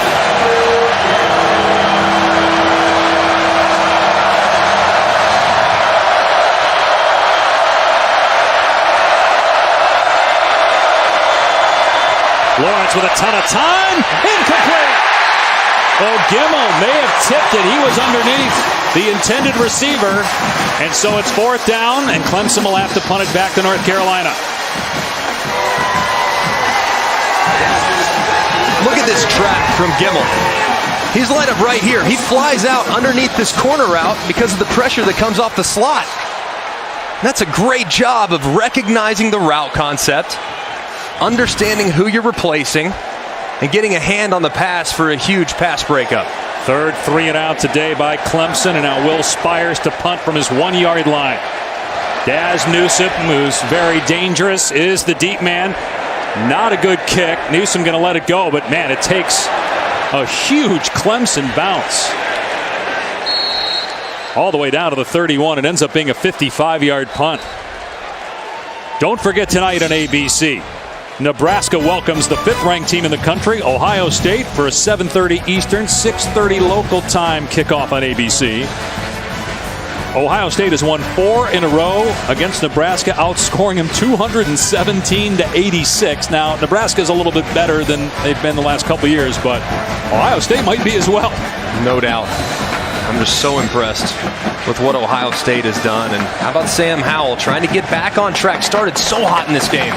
He's cooled off a little bit against some of these looks that Clemson's giving him defensively. They've run the ball well on 1st down, and they do it here. Javonte Williams with a stiff arm, and all the way to the 43 for a 1st down. He got Kayvon Wallace right in the grill as he picked up 12. And a good job, too, at the point of attack by the left tackle, Charlie Heck. How about the stiff arm? Boom, get off me. Twice. And then the second time he drove his head into the ground. That was impressive, man. I'm telling you, I've been so impressed with these North Carolina running backs. And Howell going to take off here.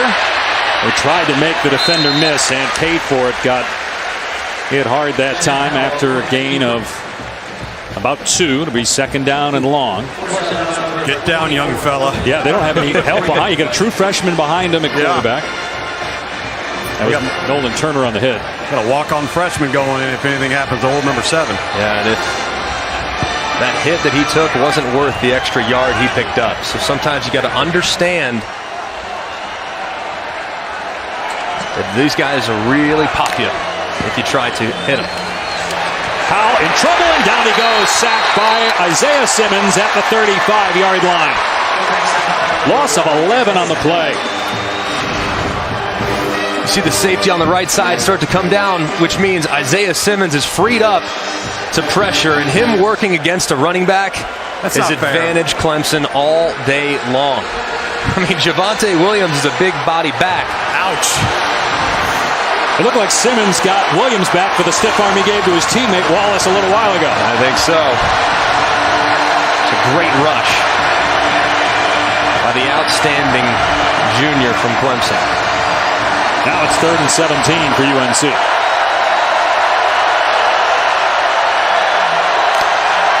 Clemson backs off here and rushes 3. Howell in trouble in the pocket, slammed to the ground. Back-to-back sacks for the Tigers. This time it's true freshman Tyler Davis. And the Tigers at the punt. Or the Heels, rather, have the kick. And you just see drop out.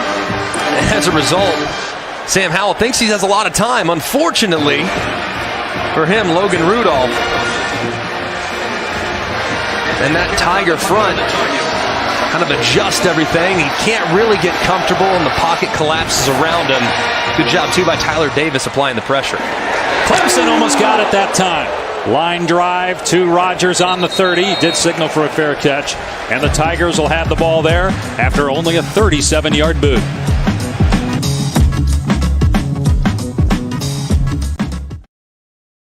(14-14) game as we continue Dr. Pepper's championship drive game of the week.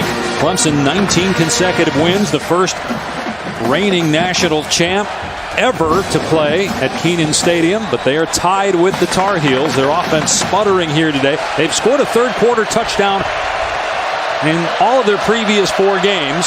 Only a minute to go here in the third quarter. Today is a high pass. Too hot to handle for Justin Ross.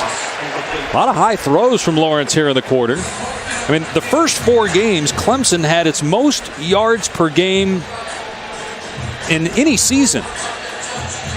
And now, yeah, they played Charlotte and they played Georgia Tech out the gate, and Syracuse struggling, but North Carolina deserves a lot of credit for what's going on here today. Yeah, they've done a really nice job tackling in space and pushing up front into Trevor Lawrence's lap. Lawrence tried to set up the screen here to Etienne, and a great job by Cater to get him and take him down for a loss. North Carolina's playing with so many backups. Cater's another one. They've lost a ton of starters to injury, but it just doesn't seem to matter. They still play hard and well. It's an excellent job by Cater, recognizing this screen, getting disengaged, leveraging the football, making a play in the backfield. They rush 3 on 3rd and 11, so Lawrence has time. No, he doesn't. Got rid of the pass at the last second, so no sack.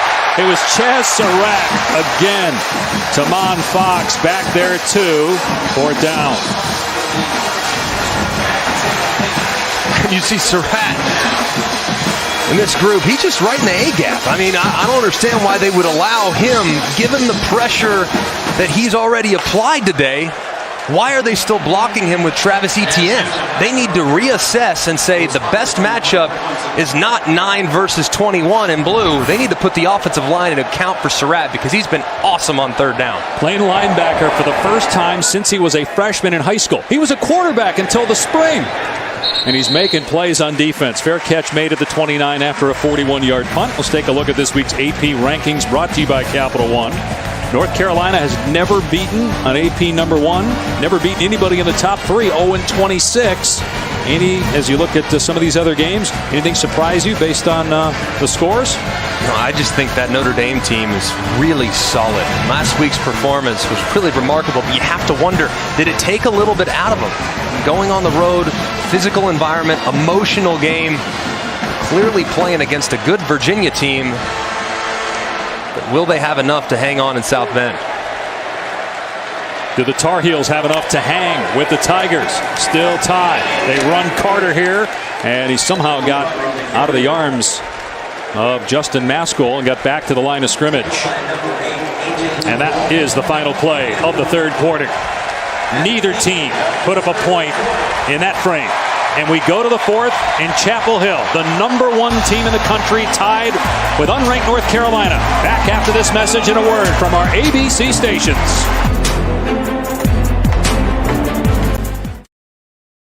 To the fourth quarter we go. The last unranked team to beat an AP #1 was Oregon State 11 years ago. Since then, the #1 team has knocked off 89 straight unranked foes. That's the longest streak in the polls history. Neither team scored in the third, so we're all even at 14 as we start the fourth. Dave Pash, Greg McElroy, Tom Luganville. 2nd and 9 for North Carolina from its 30-yard line. The Tar Heels have less than 200 yards of total offense, yet they're hanging with #1 as Michael Carter puts them in third and manageable with a 6 or 7 yard run.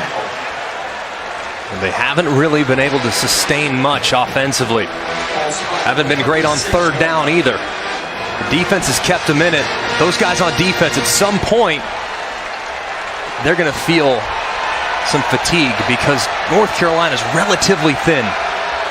So it's absolutely pivotal that North Carolina execute and pick up this 3rd and 4 to try to extend this drive a little bit, keep their defense on the sideline. They've yet to convert on third down in the second half. And pressure up the middle, but a catch is made for a first down. Newsome on the grab. You saw how cool Howell was in the pocket despite pressure. It was a great job recognizing where the pressure came from, seeing man coverage with outside leverage, and exploiting that vacated area. And then here goes Michael Carter, breaking a tackle and then lowering the boom on Terrell. Close to a first down in Tiger territory. Gain of 9 on the play. Greg, Clemson's having a hard time with this tempo getting lined up. We know that they want to make a lot of checks from the sideline. Brent Venables, he doesn't have the time to do it, so you've got some Clemson players looking to the sideline. While look at North Carolina here, they're getting lined up ready to go while Clemson's getting into set. Now a major shift by North Carolina as they spread it out. Howell to throw, and it's batted down to the line of scrimmage. So it'll be 3rd down and 1. Skalski was there for Clemson. 3rd and 1, North Carolina with their big back in the game, Javonte Williams. I think they're going to keep it on the ground. Yeah, they snap it quick. It's Howell keeping it, and he's not going to get it.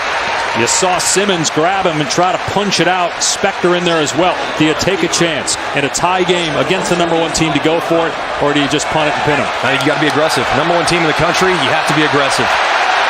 It doesn't matter. They started the drive on the 6-yard line. Trevor Lawrence went the length of the field. So I like staying aggressive in this scenario, keeping your offense on the field. They got to get the right personnel. They may have to burn a timeout if they don't. See guys running in and out of the huddle.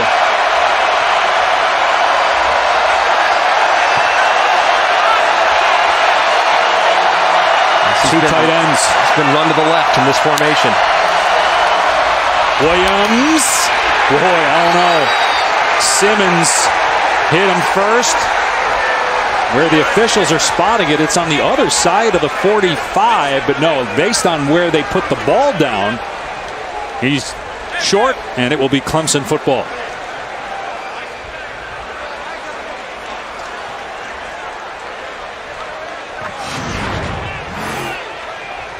Look at the line of scrimmage being reestablished there by the Clemson defensive front. So much push and surge based on the spot. Spot looks good, but I think it's going to be short.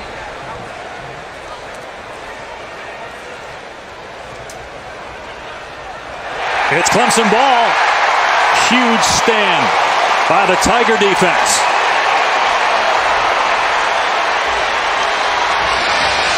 So Brent Venables' guys come up big. And Clemson will take over near midfield as Carolina went for it on 4th and 1 at the 45 of Clemson and failed.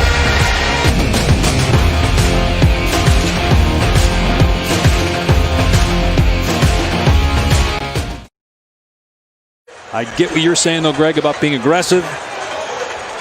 But Clemson gets his best starting field position of the day.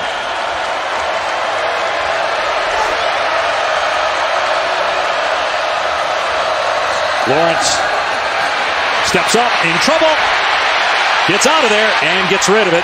He was outside the pocket. 3rd down and 3.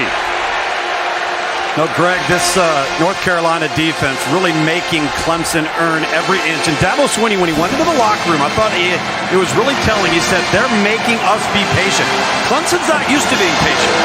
Clemson's used to it being easy. Credit North Carolina for another 3rd down opportunity. And it's been the pass rush, Lugs, that has been the difference here in the second half. Constantly applying pressure and making Trevor Lawrence uncomfortable.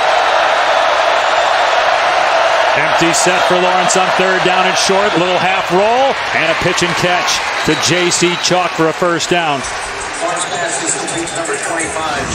I love the play call. The pass rush has been hurting you a little bit. Move the pocket just a touch to the quarterback's throwing arm.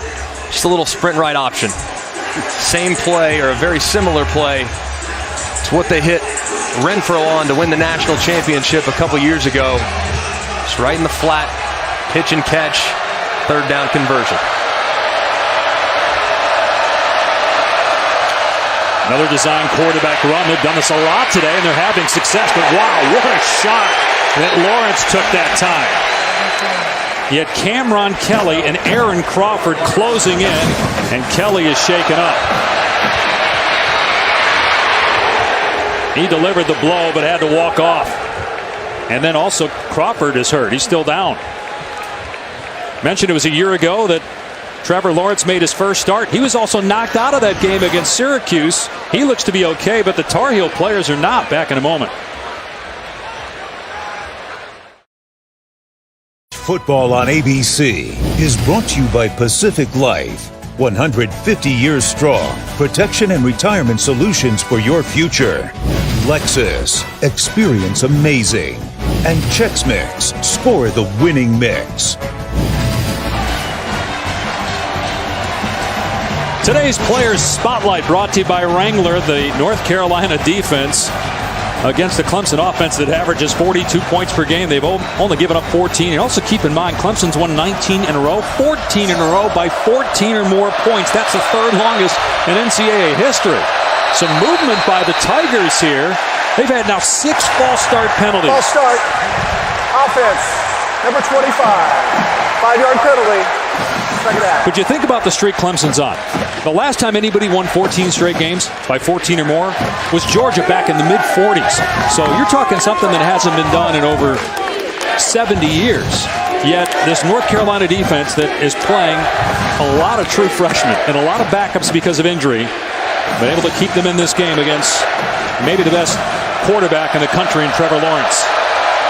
Whose offensive line isn't helping him, though, with all these false starts, putting him in 2nd and 8. And now Lawrence in trouble, but able to step away from pressure. You get positive yardage, dragged down by Tamari Fox, but it will be 3rd down. Well, what would it take for an upset? You're seeing it. You're seeing it. Can't give up big plays, make him snap the football, and rally to the football. And North Carolina here in another situation on 3rd down and medium. Mentioned that pass rush so many times. 21, Chaz Surratt has been the guy they've really keyed on to make plays for them on critical down and distance. See if 21 can get free again to make a play. Lawrence from the pocket, a deep ball to Higgins. He got it! Touchdown! Clemson has the lead! Higgins for the Clemson touchdown.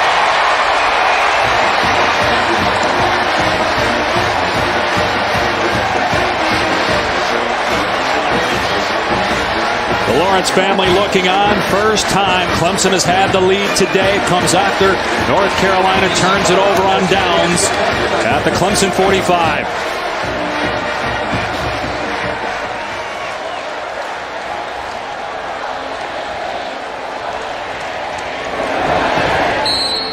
21-14, Clemson on top. Just mentioned how North Carolina hadn't given up any big plays. We spoke a little too soon. T. Higgins in the slot, working against a linebacker on a vertical. Beautiful throw by Trevor Lawrence, and a nice adjustment by the excellent junior wide receiver. And Clemson has the lead here in Chapel Hill.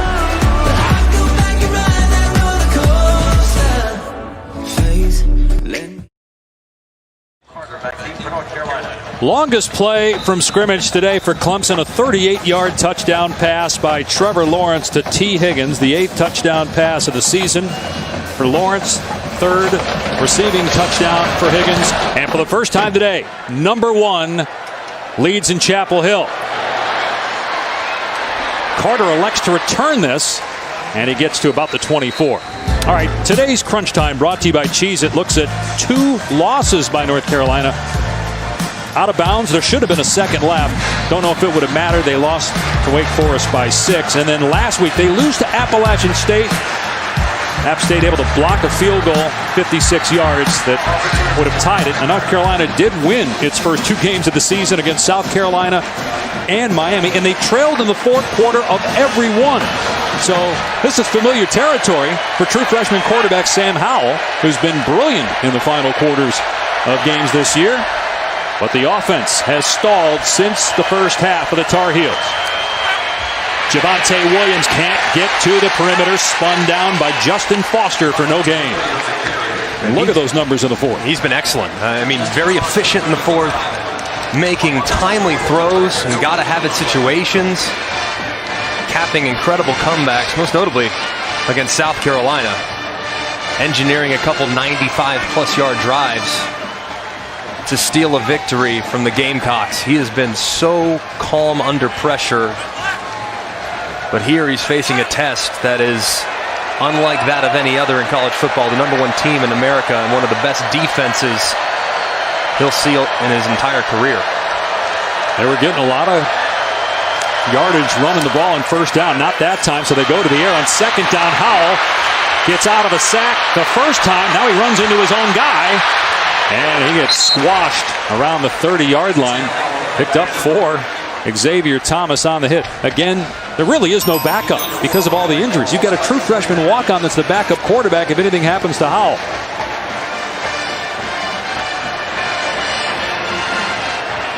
They got to keep this drive going. A critical 3rd down here because they have got to give their defense a break. Get them rested. So thin. We talk about that depth, the reserves, the injuries. Critical 3rd down conversion here for this North Carolina offense. As you saw a second ago, Jace Ruder, the backup quarterback, injured last week against App State. Here in this scenario, you got to think, you got to look in the direction of De'Ami Brown. He's your best wide receiver. He's been your playmaker this year. Howell surveying, and he's got a man, and it is Brown, a first down. It takes almost the entire Clemson defense to stop him after a 13-yard gain as Howell picks up 3rd down. Great job of scanning the field by Sam Howell. Eyes to the right, doesn't like anything initially, all the way back to the left, where De'Ami Brown is breaking free, working against Darian Kendrick. A nice, accurate throw, right in stride, to allow the forward momentum and the yards after catch to continue. Big conversion for the Tar Heels. North Carolina 0-26 all-time against AP top 3 teams.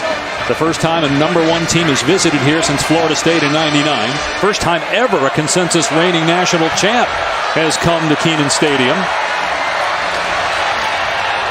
Throw off the mark that time. Boy, that looked weird coming out of the hand of Sam Howell, trying to hit Daz Newsome.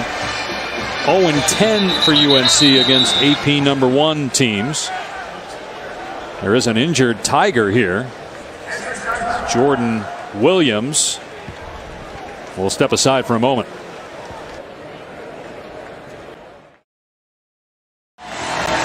The ACC Network is your home for more ACC sports. Get ACCN.com to check for providers in your area. If you don't see yours listed, contact them to demand they carry ACC Network. Now, Clemson was down for most of the first half, tied it to send it to intermission, and then they just went ahead for the first time. North Carolina faced with a 2nd and 10, and they're going to run the ball, and Carter gets smacked in the backfield. Nolan Turner back up, free safety. 3rd and long. Yeah, just a good job of recognition. Pressure off the left side that are going to run right in to Michael Carter.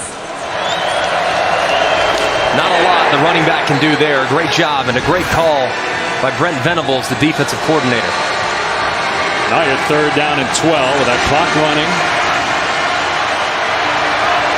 They went for it on 4th down and 1 at the 45 of Clemson in a tie game. Didn't get it. And the Tigers marched down the field and scored. Howell looking, receiver comes open, a sliding catch made, but short of the 1st down. So do you go for it again? You went for it earlier in a similar down and distance, similar place on the field. Yeah, I don't see why not. If you went for it on the last time, you got to think that he's going to do it again. However, last time on 4th and 1, they went with that inside zone, right into the teeth of the Clemson defense. You have to think if you're going to get it, you're going to pick it up. It's got to be on the perimeter.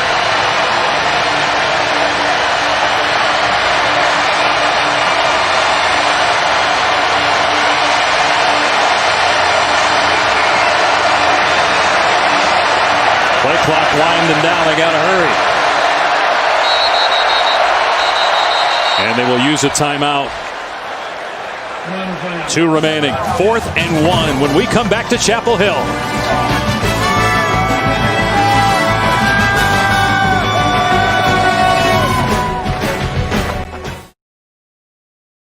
To 14 at the 5:48 mark of the 4th quarter. Nobody scored in the 3rd.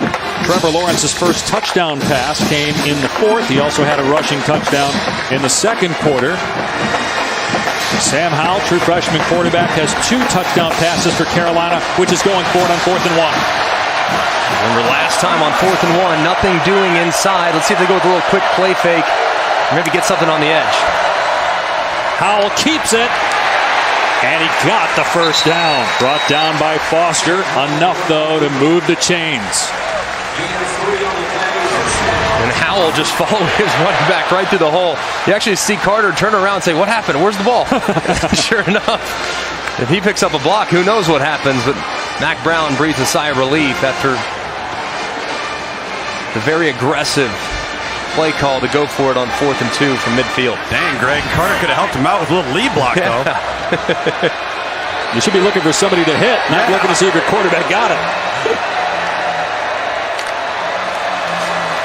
Howell off play action. Zips it in there, but it was behind Newsome, incomplete. Here's Cassidy. That's intended for number 5, Daz Newsome.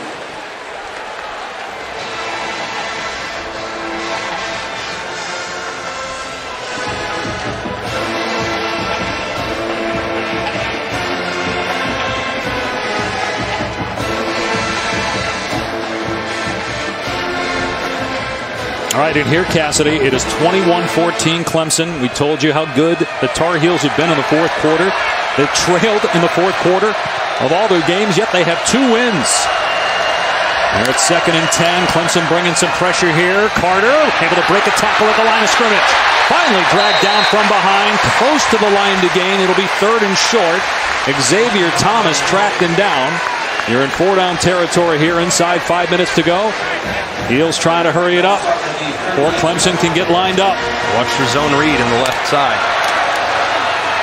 Carter slammed to the ground. Thomas and Foster read it well. You lose yardage, so now it's 4th and about 4. You have to go for it. Non-negotiable. And you got to find number 2, don't you, Greg? Absolutely. Yep. Number 2, De'Ami Brown has been your playmaker. He's your most reliable. He's your best wide receiver. In a situation like this where you would expect that Clemson is going to bring pressure defensively, it's likely going to leave De'Ami Brown on an island. Against a corner who is a former receiver. So here's De'Ami Brown. Let's see if they look in his direction. Instead, over the middle, over the official. The umpire was right in the way, but Groves made the catch with Turner all over him. They convert on 4th and 4. He's looking in the direction of Brown, but he quickly scans back over the middle of the field, resets his feet, and a great job by Groves going down and catching the low throw on the slant. Sam Howell, so impressive in crunch time and gotta have it scenarios. In spots that you would expect a freshman to crumble, he has been up to the task throughout the course of his career. He's been up to the task tonight. Michael the Wood, number 1 ranked team in the country. Michael Wood made that play, the umpire. I mean, he almost got drilled, and that would have been incomplete Clemson ball. They go back to the ground. Javonte Williams brought down after minimal gain. Clock is nearing 3 minutes to go. 2 timeouts remaining for North Carolina. Clemson riding a 19-game win streak, the longest in FBS. Their last defeat was against Alabama in the college football playoff after the 2017 season. Their last regular season loss at Syracuse, October of 2017.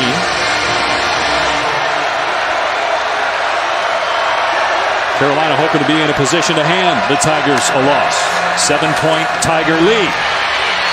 Breaking a tackle is Williams, and then upended at the 25. Again, 4-down territory, 3rd and 2. Remember, in this situation, around 2.5 minutes left, not only, obviously, scoring number 1 priority, without question, but also be mindful of the clock. A quick snap it, and breaking free is Javonte Williams. Another missed tackle. They finally get him inside the 5, but it's 1st and goal for UNC. The quick snap trying to catch Clemson's defense out of alignment, and sure enough they are. Williams breaks free, breaks a tackle, and gets into open space. It's a great job emphasizing tempo. We've seen North Carolina all day use that huddling and calling the play from the huddle, but there they use tempo, they try to get a quick snap, and it pays off for them.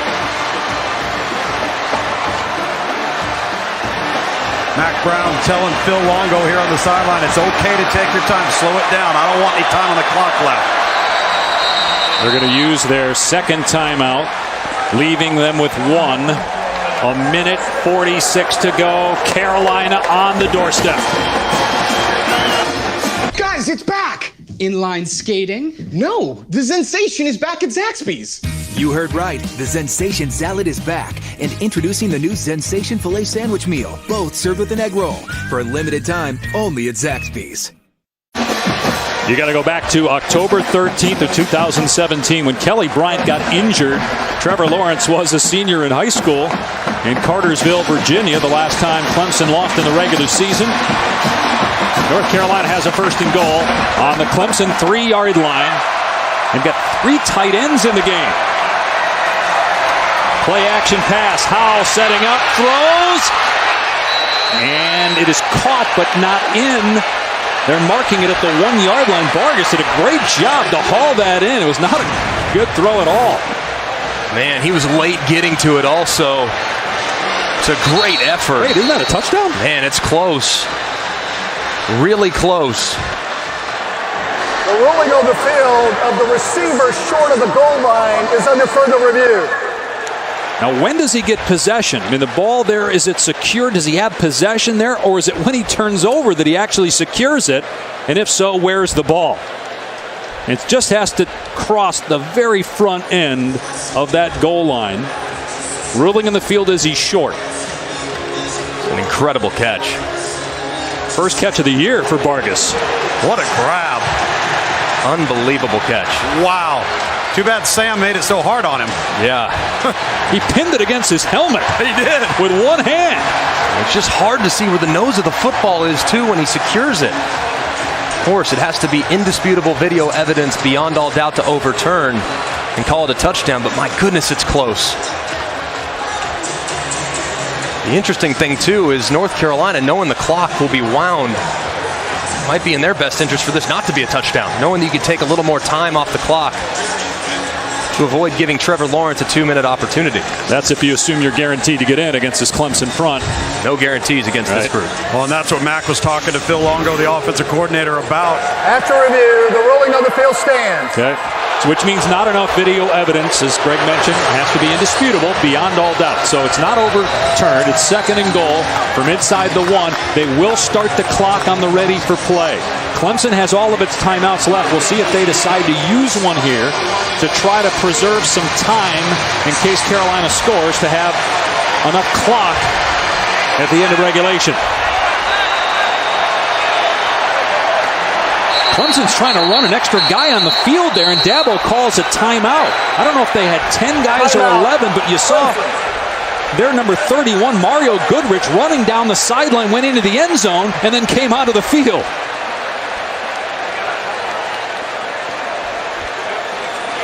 That was chaotic. Very uncharacteristic. Let's count how many guys are on the field here, too, before he comes out there. And so they make the substitution, but what they don't account for is the fact that there's a guy standing to the top.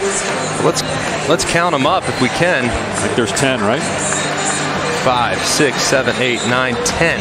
As you can tell, which is very clear as number 11 is moving off the field. There's no one to account for the wide receiver to the left side. There's no one. Boy, Howell has to snap it there, man, right? I mean, I know he's a true freshman quarterback, but you snap it at 6. So it's a laugher. It's a piece of cake. You have to be more aware, but still.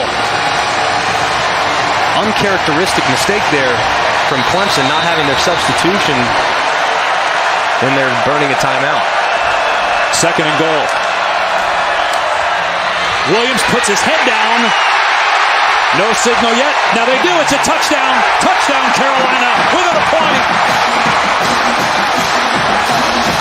And the Tar Heels are going to go for 2 in the lead with 1:14 to go. Guy standing right next to Mac. Before the signal was called, he had his fingers in the air with 2.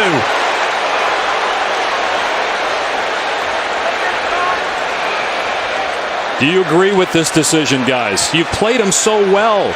Do you agree to make it basically come down to one play? Let's first see if Javonte Williams does in fact score. There you see the ball clearly in. It's just a matter of whether he was down. And there you see his knee. It looks as though it's off the ground. You can see it right there. This call is going to be confirmed.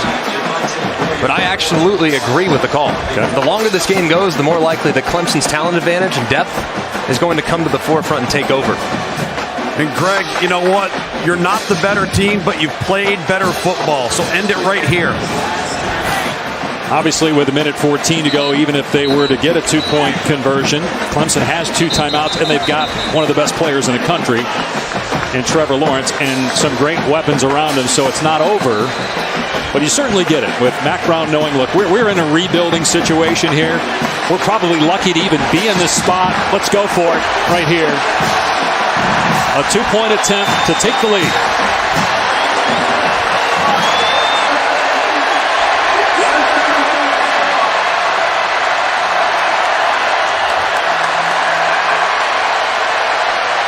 Play clock is yet to start. No timeouts remaining for the Tar Heels. They had a 2-point conversion against Wake Forest. Can they get it here?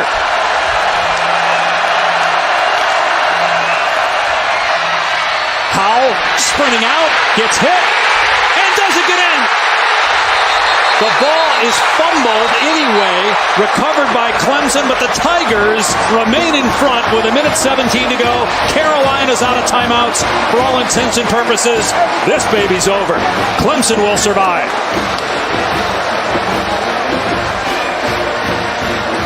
Of course, you got what's likely going to be an onside kick, but still no timeouts left, even if North Carolina recovers it. Trying to just go with triple option. That end actually on the right side of the field stayed wide. Of course, you can't see what happens play side, but Howell opts to pull it. And Clemson's defense has plenty of numbers. And actually, it looked like there on the recovery, Newsom was still in bounds, but Clemson was all over it anyway, was not going to get in. Just a great job by Clemson's defense, leveraging the football, playing their keys. Also got to give Sam Howell a little credit. No, hey, it's leave it all on the field. Might as well try to pitch it to somebody. Maybe something magical happens, but... So Carolina will go for the onside kick here. And who can forget the ACC championship game a few years back? You had an 11-1 Carolina team that was an onside kick away from potentially pulling off one of the stunners that we'd ever seen in college football to that point just a few years back. So let's see if Clemson can make it a little less dramatic this time. Noah Ruggles to kick off. High in the air. It is loose. And Clemson's got it. Recovered by Justin Ross. And so the Tigers take over. The Tar Heels can't stop the clock. The win streak will go to 20 straight for Clemson. It was a great kick. Bounce, bounce. Second bounce is the one you're trying to create. It's in a perfect spot. North Carolina overran it, Greg. They really did. They had an opportunity for sure to secure it. But Clemson hangs on. What a gutsy performance from the Clemson Tigers. Lawrence takes a knee. He'll have to do it one more time. Well, the relationship between Dabo Swinney and Mack Brown goes way back to when Dabo was named the head coach after an interim stint following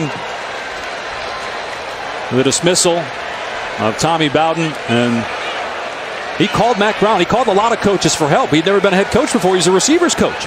Mack Brown, Dabo says, was the only guy to take him in, brought him to Texas, taught him everything he knew about being a head coach and running a major program. They've stayed great friends, and they'll be talking about this one for a long time. Clemson wins it. That's 20 straight victories for the Tigers. They edge the Heels after a failed two-point conversion attempt by North Carolina. Good job, man. I'll play this out, coach. Great job. That's going to be great conference for these guys. That's going to be win the game. Very good job. Nah, man. I appreciate you, brother. Thank you.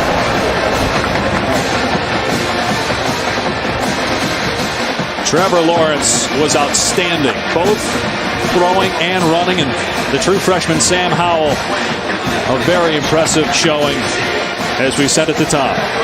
Well, Coach, it was a dogfight. You told me at halftime this is a good football team you're playing. How do you assess the second half performance of your football team? Well, we did enough to win, but listen, I thought they outplayed us. I thought they outcoached us. Simple as that. We're really fortunate to win the game. But at the end of the day, you need one more point to win, and we came away with the victory. So I'm proud of our guys.